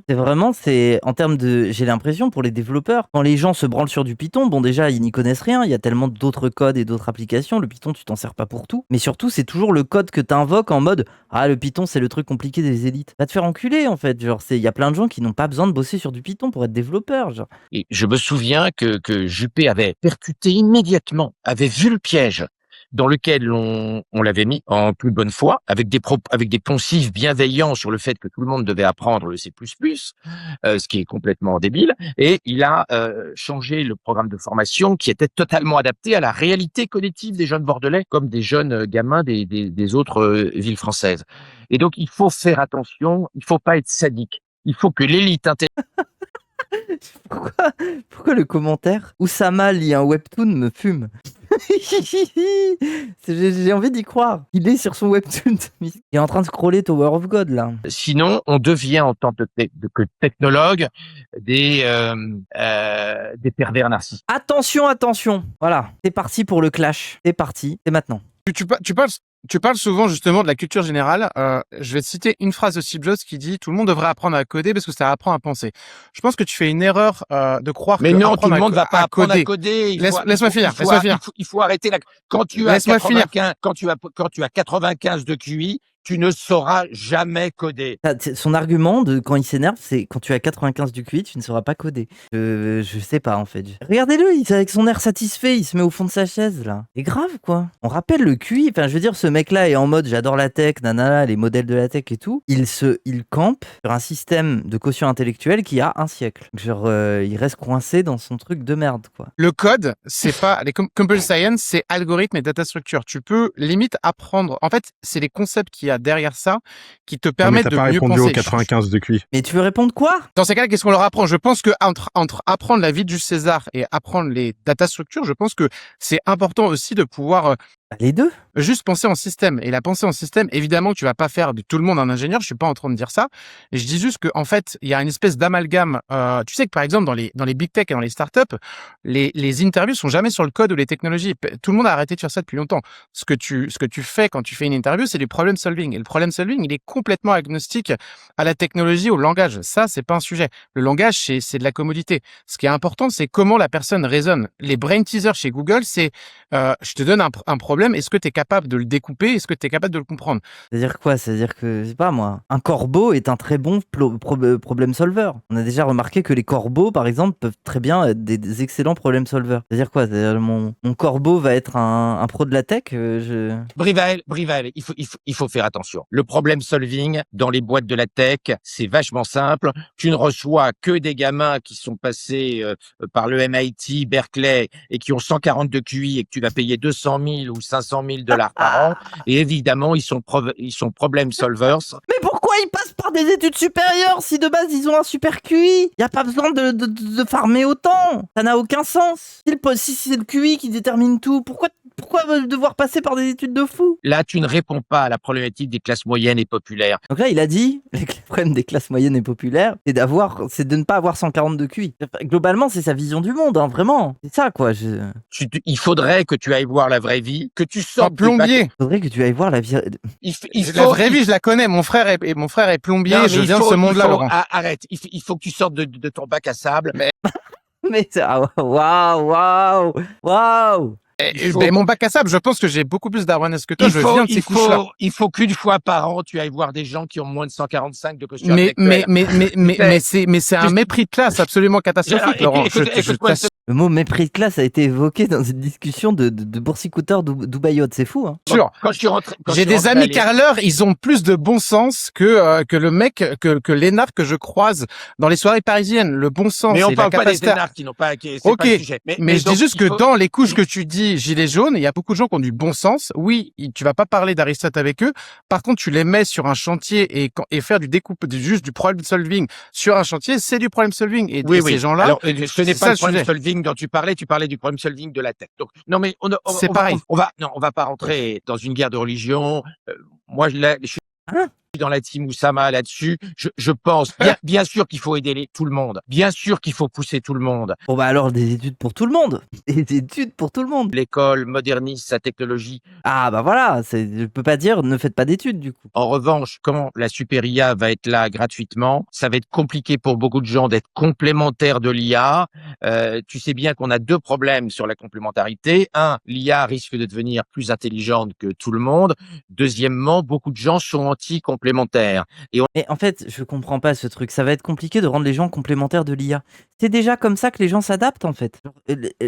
Un développeur, aujourd'hui, l'IA ne fait pas l'entièreté de son travail et c'est tout. Le développeur passe énormément de temps à lire, à corriger les coquilles du code. Et parfois même, ça le fait semer parce qu'il est en mode, mais est-ce que je gagne tant de temps que ça quand je me retrouve à relire cette merde? Genre, en fait, c'est déjà un système d'adaptation, de complémentarisation. C'est déjà comme ça que organiquement, ça se profile, en fait. Il n'y a même pas besoin de quelqu'un qui intervienne et qui dise, ah là là, les universités, il va falloir les renforcer dans ce sens-là. Alors, je suis pas contre que l'apprentissage s'adapte à cette complémentarisation. C'est pas bête. Ça me semble logique. C'est pour ça que moi, je suis pas anti-tech. Je suis en mode, bah, il va falloir trouver des politiques publiques qui permettent de s'y adapter. Et notamment dans l'éducation, c'est vrai. Mais dire que la majorité des gens sont pas dans la complémentarisation, ils y comprendraient, ils sont réfractaires, et que pour l'instant, c'est soit tu utilises l'IA, soit tu utilises encore un humain, c'est faux. C'est-à-dire, on imaginait que l'IA pouvait dépasser les médecins à très long terme, 2050, 2080, 2100. On n'imaginait pas que l'IA dépasse les médecins en 2023 quand GPT-4 et puis 4O sont arrivés. C'est faux. L'IA ne dépasse pas les médecins pour l'instant. C'est faux. C'est faux.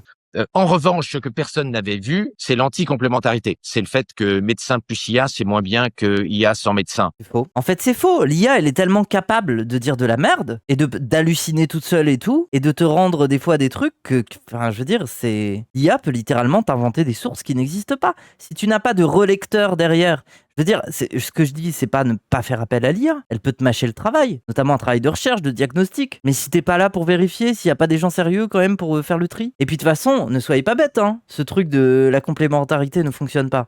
L'IA, elle se base sur une constitution de connaissances de base de données qui est là et qui est fixe. Demain, s'il y a plus de chercheurs, l'IA ne progresse pas. L'IA n'innove pas. L'IA se contentera juste d'absorber les innovations. Mais sans innovateurs, c'est fini. Les interfaces existent pas pour qu'on fasse une IA tout le taf toute seule déjà. Je pense qu'il parle des analyses, IRM, des radiofractures, cancer, scanner, etc. Et même ça, c'est pas clair s'il n'y a pas de gens pour vérifier. Là, tu rates un truc, mouf, IMO. Expliquez-moi. Aux échecs, l'IA a créé de la théorie. Pourquoi pas? Votre gorge vous fait souffrir. Je pense qu'une sonde... Mais tu me prends un cadre où les échecs, c'est quand même un cadre très fixe. Genre, le cadre, il est déjà tellement défini que tu ne peux pas innover dans la connaissance. Tu ne peux pas innover dans le cadre lui-même. Tu peux pas dépasser les limites du cadre qui est déjà imposé, et à savoir la grille avec les pions. Donc c'est pas le bon exemple pour moi. Là, on parle de médecine. Donc quand je parle de chercheurs et d'innovateurs, je parle de gens qui vont tester des traitements. Ils vont tester des formules. Je veux dire, l'IA ne va pas, pour l'instant, tester des traitements et des formules, en fait. Est-ce qu'on ne prendrait pas le problème un peu à l'envers? Parce que depuis tout à l'heure, on réfléchit beaucoup à comment est-ce qu'on va pouvoir inclure ces 85% de personnes qui produisent autant de valeur, ou en tout cas qui produisent de la valeur pour la société dans l'ensemble. Est-ce que Bon, déjà, qu'est-ce que de la valeur, quoi? Enfin, on parle de quoi? Valeur capitaliste, j'imagine. Et le vrai contexte, ce serait pas de savoir comment est-ce qu'on pourrait faire en sorte que ces 85% puissent vivre dans un contexte où les choses, enfin les biens et les services seraient accessibles à tellement bas coût qui pourraient, comme tu disais Brivael tout à l'heure, vivre sans forcément avoir de très très hauts revenus C'est la et thèse d'Elon Musk, hein. sans avoir besoin d'apporter de la valeur à la société. Et donc Là, ils sont en train de dire, est-ce qu'on pourrait pas vivre dans un monde, je dirais pas communiste, hein, mais dans un monde où globalement les gens n'ont plus à se soucier. Globalement, ils vivent avec quelque chose et ils ont pas besoin de plus ou de moins, parce que je sais pas, on taxerait les robots et les gens n'auraient pas d'activité, quoi. Je sais pas, on serait dans une société de gooners, quoi, de gooners sur VRChat, je sais pas. cela, est-ce qu'en fait l'enjeu des 10 prochaines années serait pas de savoir comment est-ce qu'on développe des industries comme celle du divertissement par exemple, pour que tout un panel de la société puisse vivre en étant relativement heureuse? Bah, déjà, tu n'as pas à développer l'entreprise. Enfin, en fait, on n'est pas. C'est read the room. Nous ne sommes pas dans une situation où l'entreprise de divertissement est celle qui génère le meilleur divertissement. En tout cas, le divertissement qui, d'un point de vue populaire, plaît le plus. Je veux dire, l'exemple, par exemple, c'est YouTube et toutes les trajectoires des différents YouTubeurs, des différents studios, des machins et tout. Et globalement, un des divertissements les plus en vogue et les plus en expansion. Et en fait, ça part surtout ça part souvent quand même de trajectoires où bah c'est des gens qui développent et qui tâtonnent et qui voilà. C'est pas une industrie du divertissement qui va te pondre 40 Marvel en fait. Peut-être que les gens vont voir des films Marvel, mais les gens s'en lassent. Après, les gens se lassent du YouTube slop aussi, mais bon, il y a déjà plus de richesse quoi. Enfin, je veux dire, c'est bon, il y a déjà un truc organique quoi. Pourquoi toujours passer par une industrie du divertissement? Ça m'énerve. Tu peux pas être heureux sans contrainte, tu peux pas être heureux sans opposition à toi, tu ne peux pas être heureux sans travailler et sans avoir une contribution. Et donc, cette idée, on va donner du pain et des jeux et les gens vont faire de la réalité virtuelle tout le temps. J'aime pas son terme heureux, mais je vois ce qu'il veut dire. Moi, je dirais plutôt, tu peux pas t'épanouir. Alors, la contrainte, moi, je trouve ça con, ça veut rien dire, tu vois. Ça, c'est pas. C'est plutôt une notion d'évolution, quoi. Ça, c'est débile de penser le monde sans contrainte et donc sans possibilité d'évoluer. Tu ne peux pas t'épanouir sans activité, ça, je suis d'accord. Mais voilà, c'est pour ça que je dis le terme activité et non pas travail. Une activité, ça peut être plein de choses, hein. Je veux dire, si jamais vous devenez obsédé du ménage parce que vous êtes au RSA et que globalement, je sais pas, vous faites ça pour occuper un peu vos journées, faites une activité, quoi. Si vous distribuez des prospectus dans un groupe d'action, vous êtes dans une activité. Si vous vous occupez des gamins, vous êtes dans une activité. Enfin, je plie mon linge en live, bah voilà une activité, quoi. Enfin, moi, je serais d'accord avec ce truc d'émancipation, d'épanouissement, mais je le relègue à la notion d'activité, non pas de travail, tu vois. Par la Silicon Valley, il y a des gens qui ont proposé de rendre gratuits les consoles de jeux vidéo, de réalité virtuelle et les abonnements de réalité virtuelle.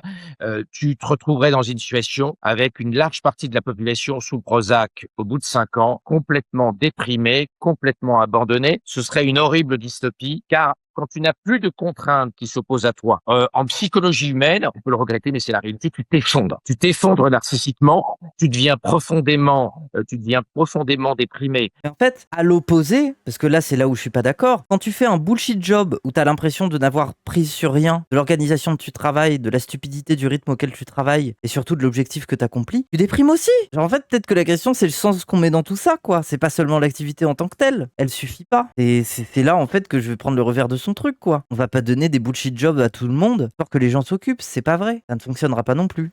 Elon Musk aujourd'hui incarne la notion de builder. Dans le passé, les builders n'avaient pas la capacité à jouer le jeu du politique, à jouer le jeu de l'intellectuel. Steve Jobs disait,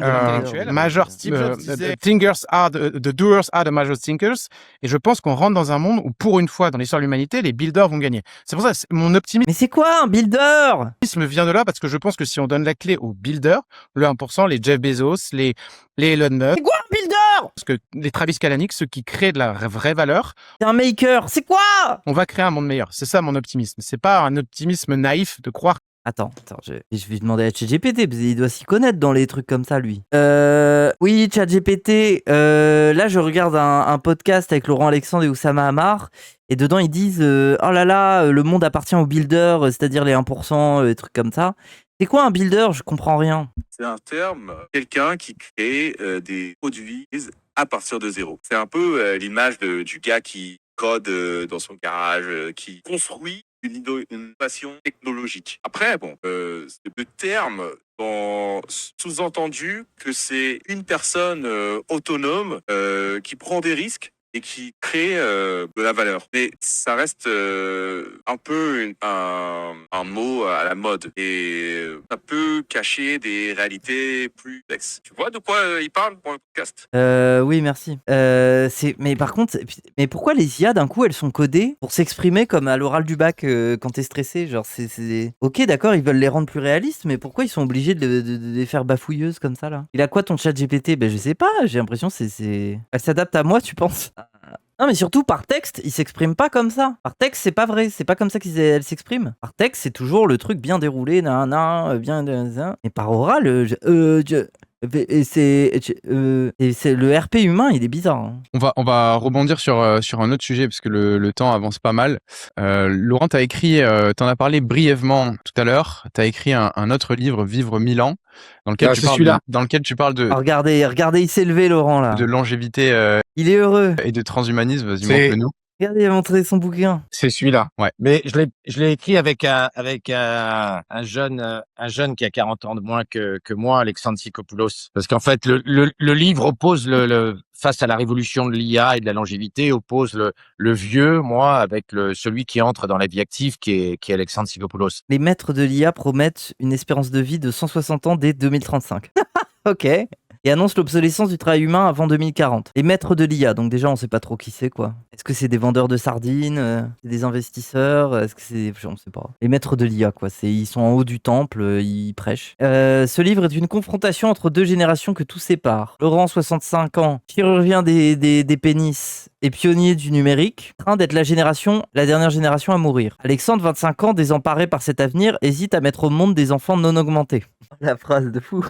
Ensemble, ils affrontent deux questions vertigineuses. Que reste-t-il de l'humain quand les machines pensent mieux que nous et que la mort devient optionnelle? Comment cette double rupture va réorganiser notre travail, nos peurs, nos amours et plus profondément le sens de notre vie? Nos peurs, nos amours, donc c'est vraiment coucher avec des robots quoi. Vivre 1000 ans n'est ni un manifeste transhumaniste ni un pamphlet technophobe. Un appel à choisir l'humain contre les machines intelligentes et en redéfinant ce qui donne de la valeur à une vie lorsque ses anciennes limites disparaissent. Oui, donc c'est transhumaniste globalement quoi. 22,50 € pour un truc de gare de merde, putain. Les grifteurs, putain, au bûcher le transhumanisme. Mais non, c'est le transhumanisme de la Silicon Valley qui est horrible, quoi. Transhumanisme des élites ultra riches qui veulent cryogéniser leur progéniture, enfin, je sais pas. Parce que si on rentre dans le transhumanisme, moi j'assume que être une personne trans qui est passée sur le billard pour avoir des biaises, modifier son visage, prendre des hormones pour que son ADN, que son ARN se mette à traiter d'autres informations et développe...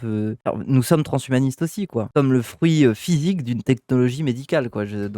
Bon. Oui, et puis après, si on va plus loin, on est tous transhumanistes. Enfin, on pourrait rentrer dans l'exemple un peu à la con, qui a l'air crétin, mais qui reste vrai. Avoir des lunettes sur son nez, c'est être transhumaniste. Alors, littéralement...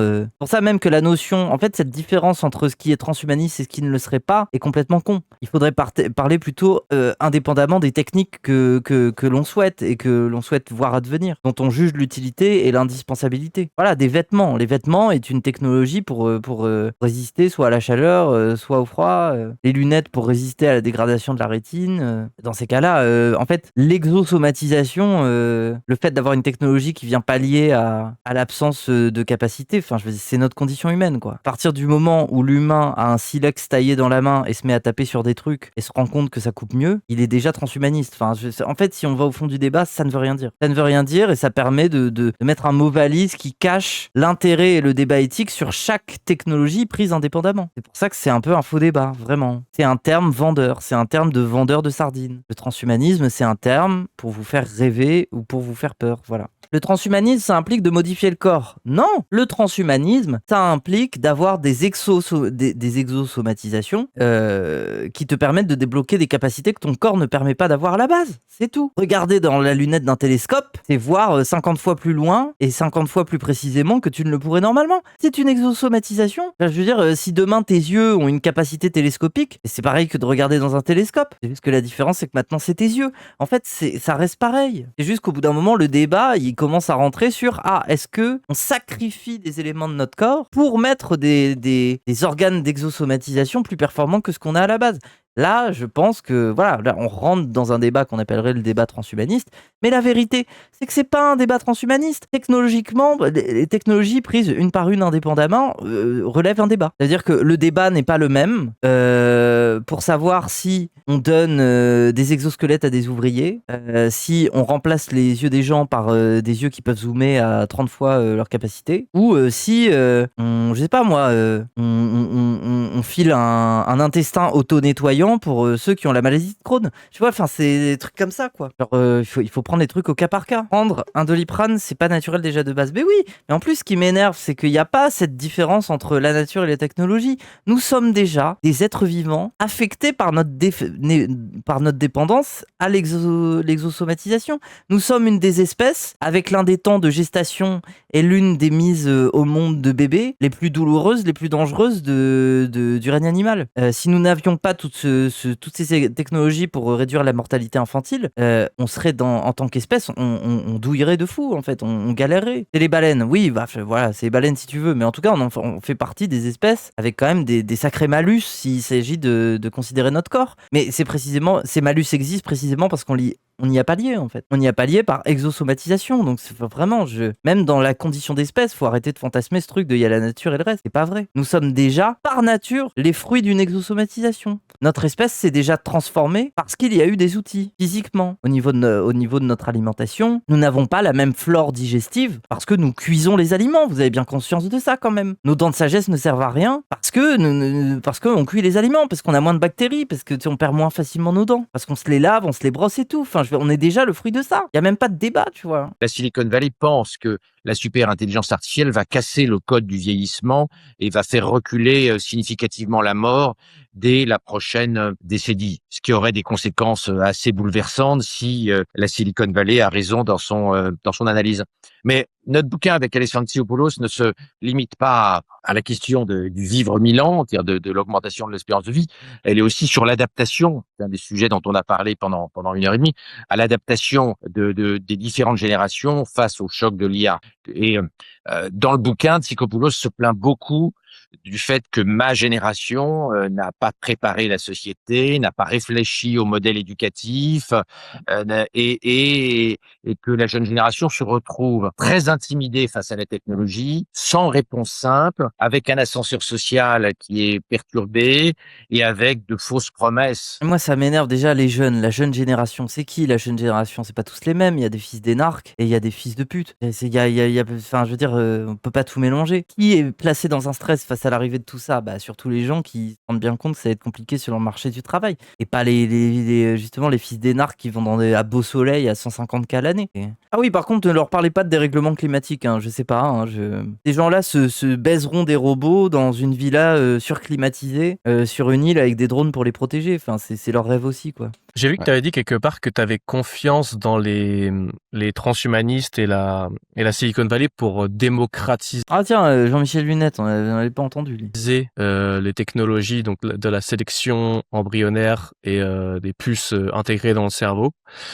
Je pense qu'il y a beaucoup de gens qui pourraient dire que ça pourrait être cantonné à une élite, qui pourraient le garder pour eux justement pour exercer une domination sur le reste de la population. Qu'est-ce qui Oui, comme plein de choses. te fait dire aujourd'hui qu'ils ont l'envie de démocratiser tout ça et que tout le monde y ait accès? Ah, c'est intéressant, attendez. L'avis de Laurent Alexandre, c'est de dire que les technologies de cryogénisation, de espérance de vie de 150 ans, les gens de la Silicon Valley et tout, veulent le démocratiser, veulent le proposer à tout le monde. J'imagine même qu'ils veulent faire une sécurité sociale de l'augmentation artificielle, peut-être.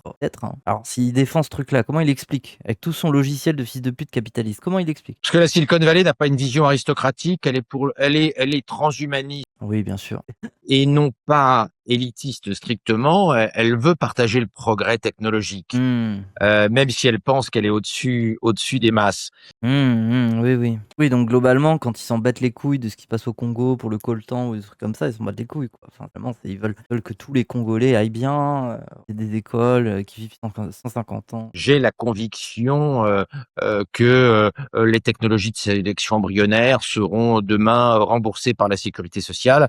Et d'ailleurs, ce serait catastrophique si elles ne l'étaient pas et si on augmentait encore le quotient intellectuel des enfants de l'élite, ce qui accroîtrait les écarts cognitifs et donc les écarts sociaux en définitive. Mais bien sûr qu'ils vont faire ça en fait. Ils vont dire oh, on est pour le progrès, la démocratisation, par contre ça coûtera hyper cher pour le moment. Donc pendant un siècle ça sera nos gamins. Et peut-être qu'après vous aurez peut-être la V1 ou la V2 d'un truc qu'on vous refilera. Voilà, vous mettrez ça dans votre sécu sociale, vous les Français là. Et nous on sera à la V8, V9 du phénomène. Enfin bon, bien évidemment que ça va créer des écarts. Genre, je sais pas si ça existe. Non, ce qui est intéressant, tu vois, Alexandre Tsikoupoulos développe un point dans le livre et finit par prendre la même position qu'Alexander Wang sur quand faut-il faire des bébés. Tu as vu qu'Alexander Wang, donc qui est le patron de toutes les IA chez Meta, Facebook. Oui, donc là, un bozo quoi. Pour le marché de l'IA, c'est un bozo. Facebook et Meta puent la merde actuellement dans la tech, quoi. Avec leur rêve de la VR qui pue la merde, là. Donc voilà, qu'a à dire le mec s'occupe des IA pour Meta, personne n'utilise l'IA pour Meta. Qu'est-ce qu'il a à dire? Je ne vais pas faire mon premier bébé tout de suite parce que Neuralink, en tant que technologie de neuroaugmentation, n'est pas encore au point. Et si je faisais un bébé maintenant sans neuroaugmentation, il n'aurait aucune chance face à l'IA et je serais un père indigne de faire un bébé maintenant. Donc je retarde mon bébé. Et moi, en fait, je me demande, est-ce que le problème d'adaptation des fils de Bourges, c'est pas qu'ils savent pas laver leur slip, nettoyer leur linge et faire des courses sans qu'il y ait une nourrice qui le fasse pour eux, par exemple, en termes d'adaptation, d'évolution, comme ils aiment bien ces termes. C'est pas moi, tu lâches un fils de Bourges au milieu de la forêt, c'est sûr qu'il a... Alors, le prolo va quand même galérer, y a pas de souci. Mais il a peut-être un peu plus de chance de se débrouiller par rapport à un fils de Bourges qui se torche le cul avec du papier de soie. Enfin, je pense que l'IA va pas... Enfin, je veux dire, l'augmentation Neuralink va pas changer grand-chose à ces réalités-là, par exemple. Alors personnellement, je pense qu'il faut faire des bébés sans attendre la neuro-augmentation. Et moi, j'ai fait 3 bébés normaux, non neuro-augmentés, sans passer par la case PMA, sélection embryonnaire. Des bébés faits en position de missionnaire banale, comme on Merci pour le détail. Quoi? Comme on faisait dans mon temps, c'est comme ça qu'on faisait les bébés, je vous rappelle. Hein, on les faisait pas en éprouvette pour choisir le plus intelligent en utilisant la technologie Heliosep Genomics. Donc, je fais partie d'une génération où on est habitué à faire des bébés normaux, à subir la loterie génétique, et puis à essayer de faire ce qu'on peut faire avec ces pauvres enfants malheureux non neuro-augmentés. Mais c'est vrai que cette angoisse de faire un bébé aujourd'hui non neuro-augmenté chez les gens qui pensent que la super IA est au coin de la rue est un truc bouleversant pour les vieux de ma génération. Ouais, bah t'en parles beaucoup, hein, t'aimes ça. Hein. Il veut des enfants augmentés, lui. Bon, on va regarder, là il y a une dernière séquence qui m'intéresse un petit peu. Et là ça parle d'art. Quand tu as un problème fini et que tu dois résoudre ce problème-là de manière optimale, prenons par exemple un truc en computer science ou en biologie, tu vas toujours avoir une bonne manière de le faire. Donc passer 1 heure de compute ou passer 10 000 ans, au bout d'un moment, il y a des effets de saturation. Et ces effets de saturation, j'entends hein, le côté passer 10 000 heures sur un sujet et mettre... mais je pense qu'en fait, une fois que ça sature, une fois que le problème, tu le solves de manière... La super IA, elle ne mettrait pas 10 ans. La super IA, en quelques instants, ferait... Oh, en fait, ça m'énerve parce que moi, j'y vois une pensée tellement chrétienne, messianique de la super IA, quoi. C'est vraiment un truc de chrétienne, quoi. Tout le monde sera sauvé, quoi. Ce que réaliseraient des milliers de savants humain pendant 10 ans. Ok, je te donne un exemple sur l'image ou sur la vidéo. Une fois que tu as l'image qui est photoréalistique, que tu ne peux plus faire la différence entre l'image, on y est quasiment déjà, et que le modèle est parfaitement contrôlable. Il y a un mur, tu ne peux pas améliorer ça, parce que c'est quoi l'amélioration derrière? C'est mieux que la réalité, on est déjà au niveau de la réalité. Et je pense que sur l'intelligence, sur plein de tâches, je pense qu'on est encore, sur des tâches frontières, on a encore de quoi améliorer le truc, mais je pense que sur 99,9% des tâches aujourd'hui, croire qu'on peut améliorer, c'est une lubie. Mais là, parce qu'en fait, sur l'image et sur la vidéo, Ce mec-là, il a décidé de le disrespect. Hein. Dans ce podcast, j'ai l'impression que ce mec-là, c'est le dindon de la farce. On le coupe, on lui dit, haha, réponds à ça, nanana, ah oui, t'es le prolo avec le frère plombier, c'est ça? C'est un bozo, oui, bah j'en doute pas, mais il se fait bozoifier, quoi. On n'est pas du tout... évidemment que non, on mais peut toujours améliorer. il y a un truc que tu n'as pas... Mais on est à 99, on est à 99%. Tu imagines que le plafond, c'est d'être photoréaliste. Le plafond, c'est pas d'être photoréaliste. C'est de créer des images à la volée qui correspondent à ta structure cognitive. Et on peut encore trouver un autre plafond, en fait. Et là, on est loin d'être du plafond. C'est-à-dire et on est très loin d'être du plafond. C'est-à-dire de réaliser une vidéo personnalisée pour toi qui intègre dans la réalisation de la vidéo ta structure cognitive pour personnaliser la vidéo. Tu auras des choix. Et ben, tu auras une question de choix. Oui, mais on n'y est pas. On n'est pas encore Parce que c'est un sujet de taste. Quand le romancier, par exemple, tu sais que j'ai eu une discussion assez intéressante, il me disait, on parlait des chefs-d'œuvre. Et d'ailleurs, ça serait temps que Oussama rebondisse là-dessus sur, OK, c'est quoi un chef-d'œuvre et c'est quoi une œuvre artistique? Et il me disait, il suffit de prendre tous les meilleurs films, faire le dataset et on entraîne c'est quoi un bon film. Le truc, c'est que quand Victor Hugo écrit ses romans, quand Ah oui, mais le problème, c'est qu'à chaque fois, c'est part d'une base de données de ce qui existe. Ça ne propose pas une innovation, ça propose une chimérisation des productions chimères, mais pas une production vraiment originale, quoi. Enfin, qui a en tout cas une recherche d'originalité. Nolan fait ses films, quand Kubrick fait ses films, en fait, ce qui crache et sa taste, c'est son enfance.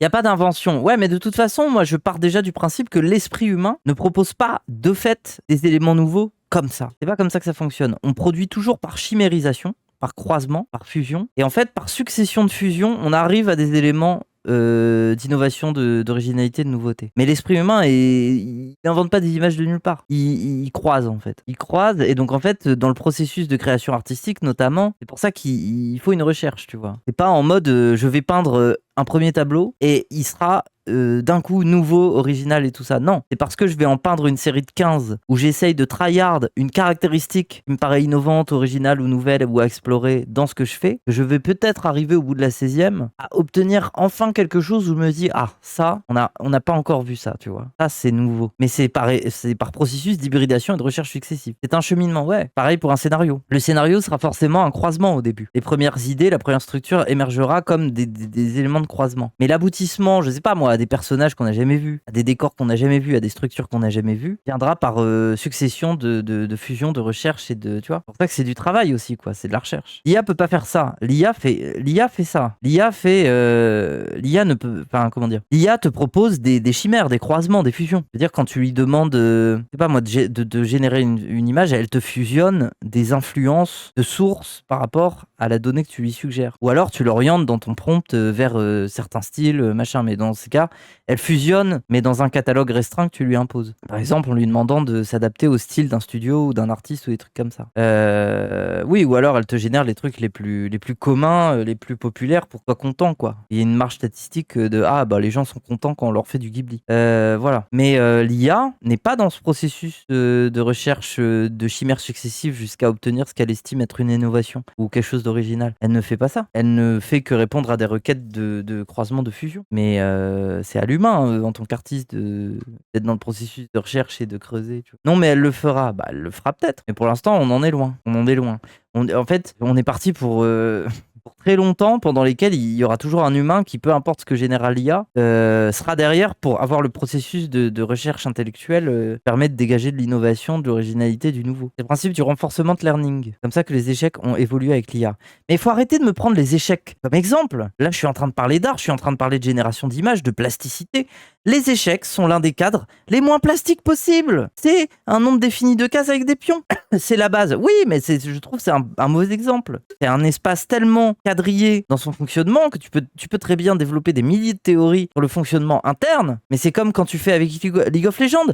League of Legends, ça arrête une map, la map est un carré, il y a un tel nombre de champions, il y a un tel nombre de sorts, il se passe globalement des événements similaires, même si chaque game est unique. En fait, il y a le cadre restreint. Le problème, c'est que l'art et la plasticité, en termes de capacité d'ouverture, c'est bien plus énorme. Ça n'a rien à voir. Aucun trait ne se ressemble. Tu zoomes sur n'importe quel trait, aucun trait ne se ressemble, au fond. Aux échecs aussi. Mais si je déplace mon cavalier vers un point, je le déplace comme dans des centaines de milliers de parties. Alors que si je trace un trait, il n'y a pas de trait exact au pixel près, aussi proche du mien. Il n'y en a pas beaucoup. Vraiment, je trouve que c'est pas un bon exemple, en fait. Faut arrêter de me ramener au plateau d'échecs. Je vois pourquoi vous dites ça. C'est un espace où l'IA a fait ses preuves et a été ultra performante, mais c'est précisément parce que c'est un espace très restreint. Il y a une infinité dans les échecs. Bah oui. Et du coup, considérer que l'œuvre finale et le processus pour arriver à cette œuvre finale, c'est une erreur intellectuelle que font beaucoup de gens aujourd'hui. Et en fait, c'est ça mon point, c'est qu'en fait, dès que tu es dans le champ des idées non explorées aujourd'hui, on n'a pas le début d'un signe que les IA sont créatives. Elles savent très très bien remanipuler des concepts, etc., etc. Mais dès que tu veux raconter une histoire, et que ce soit vrai sur un tweet ou sur un film, et plus tu as de choix, de micro-choix à faire, plus c'est vrai, c'est une question d'avoir le gut feeling que tu es en train de partir dans la bonne direction. Voilà, là, il parle de processus artistique. qu'il a raison. Il appelle le gut feeling. Et l'IA n'a pas ça. Beaucoup de fantasmes là-dessus. Effectivement, on peut améliorer ça, on peut rendre ça extrêmement rapide, on peut s'hybrider. C'est pour ça que moi je te dis, je pense que l'ACI c'est humain plus AGI, donc on a craqué la cognition et qu'en fait dans l'intelligence tu as la partie purement mathématique, exécution symbolique, ça c'est craqué. Je pense qu'on a l'AGI. Par contre, la capacité à faire des choix et savoir ce qu'on veut faire, c'est infini en fait. Même un logiciel, tu as une infinité de logiciels que tu peux faire. Des films, tu as une infinité de films que tu peux faire. Des romans, tu as une infinité de romans que tu peux faire. Et la capacité à faire ça, c'est souvent la vie que tu as vécue. Aujourd'hui, je n'arrête pas de te le répéter, si Laurent Alexandre est Laurent Alexandre, c'est parce que tu as vécu la vie que tu as vécue et que ça, tu pourrais faire tout le dataset. En fait, ton feeling vécu et tes souffrances et ta peine que tu as eu à créer Doctissimo et toutes les aventures que tu as pu vivre, ça, il n'y a pas de data. C'est un truc qui est un ressenti animal et vécu. Et c'est ça mon point là-dessus. Et je pense que d'ailleurs, ton ami Luc Ferry a mis le doigt sur un truc là-dessus. Ah, il est ami avec Luc Ferry, mais putain, mais tous c'est les mêmes. De toute façon, je pense que c'est pas. Je suis pas très inquiet moi pour la place des humains. Ouais, c'est la première fois qu'on entend Oussama, hein. Il lisait son webcomics depuis 1h30. Parce que de toute façon, tous les humains créatifs, leur rêve, c'est de faire de la direction artistique, c'est pas de produire. Merci techno. Et le rôle de la direction artistique va devenir socialement de plus en plus incroyable, parce que moi, je le vois sur les films en IA. Je fréquente énormément de gens qui font des films en IA en ce moment, et on le voit. Tu l'as bien vu, Brivel, avec la session qu'on a fait la semaine dernière.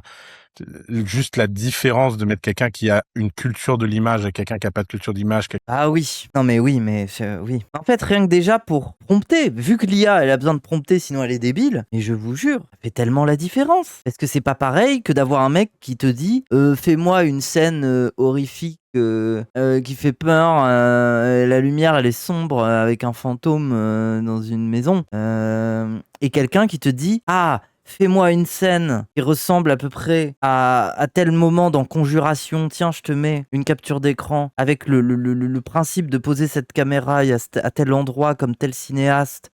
Et surtout, fais le focus sur l'expression du visage du fantôme. Et derrière, justement, joue sur l'abstraction du puits de lumière qui arrive derrière. On comprend pas, c'est des formes bizarres. On sent que le personnage dont on a le regard à travers la caméra est tétanisé. Et fais-moi ça dans un style avec une espèce de colorimétrie à la, je sais pas quel tel réalisateur. C'est pas le même exercice. Donc c'est bien de dire l'IA, mais je sais pas, voilà, j'ai encore une raison d'étudier, quoi. Quelqu'un qui a du goût et quelqu'un qui a pas du goût. Et d'un seul coup, l'IA produit quelque chose de différent. C'est un peu comme envoyer une fusée dans l'espace, 0,01 degré sur Terre, ça fait des milliers de kilomètres à l'arrivée. Et en fait, ces 0,1 degré de différence entre les humains, les IA vont les sublimer. Donc, je pense que le sujet de la super IA qui nous déprime parce qu'on n'a plus rien à faire de la journée et tout, j'y crois pas. Et en plus, je crois vraiment à notre capacité en tant qu'espèce à recréer du fun et de l'absurde. On le voit dans les jeux vidéo rétro, le fait de créer des jeux vidéo. Sur LinkedIn, il y a une annonce pour DA, payer 80 € de l'heure à distance pour entraîner les IA, c'est McKinsey derrière. Oui, mais généralement, ils sélectionnent des profils sur des trucs, par exemple, je sais pas moi, un professeur d'architecture, parce qu'ils n'ont pas encore beaucoup de connaissances sur le sujet. Et si t'es payé aussi cher, c'est que tu vas pas faire beaucoup d'heures. On va vite estimer que, voilà, on va pas non plus trop te payer. Contribue pour ce que tu dois contribuer. Mais à une échelle plus méta, tu es littéralement en train de nourrir quelque chose qui va te remplacer. Enfin, c'est un peu ce truc-là, quoi. Tout le monde parle de l'upgrade de l'humanité avec des puces. Là, on est revenu sur ce débat, là. Je me demande s'il n'y a pas un moment où on va penser à l'upgrade de l'humanité avec des champignons et avec des psychédéliques. Et C'est déjà le cas, surtout. Moi, j'en suis persuadé de ça. Les capacités d'abstraction de l'humain sont liées au fait que, putain, qu'est-ce qu'il a consommé des trucs quand il était dans la pampa, là. etc. Et qui a un sujet très sérieux. Laurent est anti-drogue. Mais c'est pas une drogue. C'est pas de la drogue. La psilocybine n'est pas une drogue. La DMT n'est pas une drogue. Elle n'a aucune des caractéristiques de la drogue. Ça ne crée pas de dépendance, etc. La catégorie drogue, ça ne veut rien dire au fond. etc. Et aujourd'hui, la question, c'est qu'on a laissé ça dans les mains des chamans.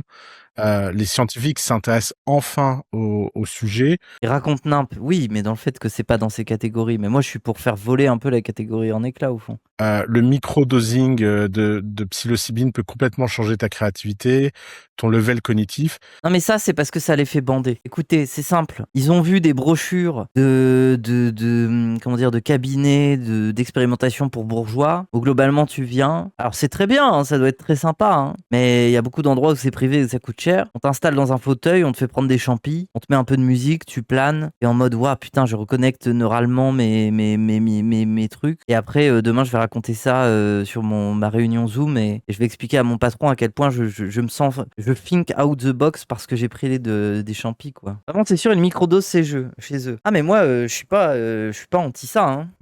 C'est juste faites attention à votre santé. Moi, je vous conseille toujours de faire des choses pour de pas devenir des locs, quoi. Et par contre, bon, les gens qui microdosent des drogues parce que ça pallie à des trucs chez eux, je suis vraiment pas contre, hein. Ça les aide et tout, genre bon. Moi, par exemple, je l'ai déjà dit, hein, je crois que je suis TDA. Quand je prends je sais pas si on appelle ça des excitants ou des, je sais plus comment on appelle on appelle ça les trucs qui accélèrent le cœur et tout. Je sens que je fonctionne mieux sur plein d'aspects. C'est stimulant, ouais. Mais ça a toujours un coût, hein. Ça veut dire que peut-être que je fonctionne mieux quand je prends ça, mais je fonctionne encore moins bien après. Donc en fait, dans ma tête, je suis pas en mode c'est idéal de pallier à ça. C'est juste que les moments où j'en prends, je sens que ça fonctionne. Mais par contre, je sais que je sacrifie ma journée du lendemain, où je vais être capable d'oublier des trucs tout le temps, de me perdre, de plus retrouver chez moi et tout. Enfin, moi, je suis à mon prime sous un peu d'opioïdes. Oui, mais c'est le principe en fait. C'est pas propre à toi, c'est propre aux opioïdes. Et c'est pour ça que c'est dangereux. Un véritable investissement massif dans les enfants entre 2 et 6 ans. Parce qu'on passe notre temps à essayer de régler le problème quand ils ont 12, 15, 20 ans, enfin quand c'est trop tard, quoi. Alors que autant l'éducation a été une failure sur l'intégration sociale, autant le développement cognitif général s'est vachement amélioré au XXe siècle. Il n'y a jamais eu autant de gens qui font des maths, il n'y a jamais eu autant de gens. Donc peut-être qu'il y a un truc à aller explorer dans dans ce 2 à 6 ans et d'upgrade. Non, mais je les vois trop débarquer dans une classe de maternelle et dire regardez, putain là le gamin il est en train de mordre le crayon, il a dessiné un bonhomme boule avec des dents et un gros ventre. Qu'est-ce qu'on pourrait upgrade les gars là? Quelle leçon en tirer les gars? Lui il a des capacités lui. Vous pensez que mon enfant il fera quel dessin sous Neuralink? Est-ce qu'il sera Léonard de Vinci à 6 ans quoi?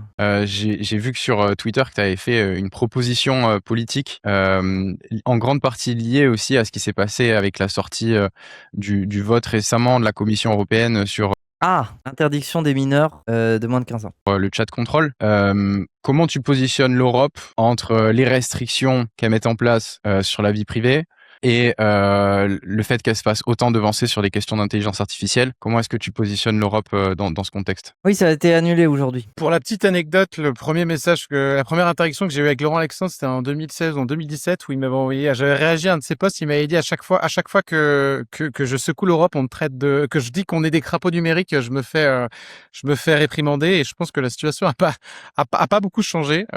Oui, mais après, crapaud numérique, en matière du fait de développer ce qu'on avait vu, là, le EUDI Wallet, la capacité justement à avoir ce truc de connexion au sein de l'Europe. Mais peut-être qu'on pourrait questionner le simple fait d'avoir besoin de s'identifier, en fait, de ne plus être anonyme. Genre, Force de constater de tout ce que font aujourd'hui les technocrates européens, ça va dans le mauvais sens. Et je pense qu'on a un problème d'élite, de comment on choisit ces élites-là. Ils n'y comprennent rien à la technologie. J'ai quand même l'impression qu'ils sont sur une narrative et une espèce d'agenda qui est quand même d'enlever beaucoup de liberté. Et je pense que ce truc-là, at scale, est extrêmement dangereux.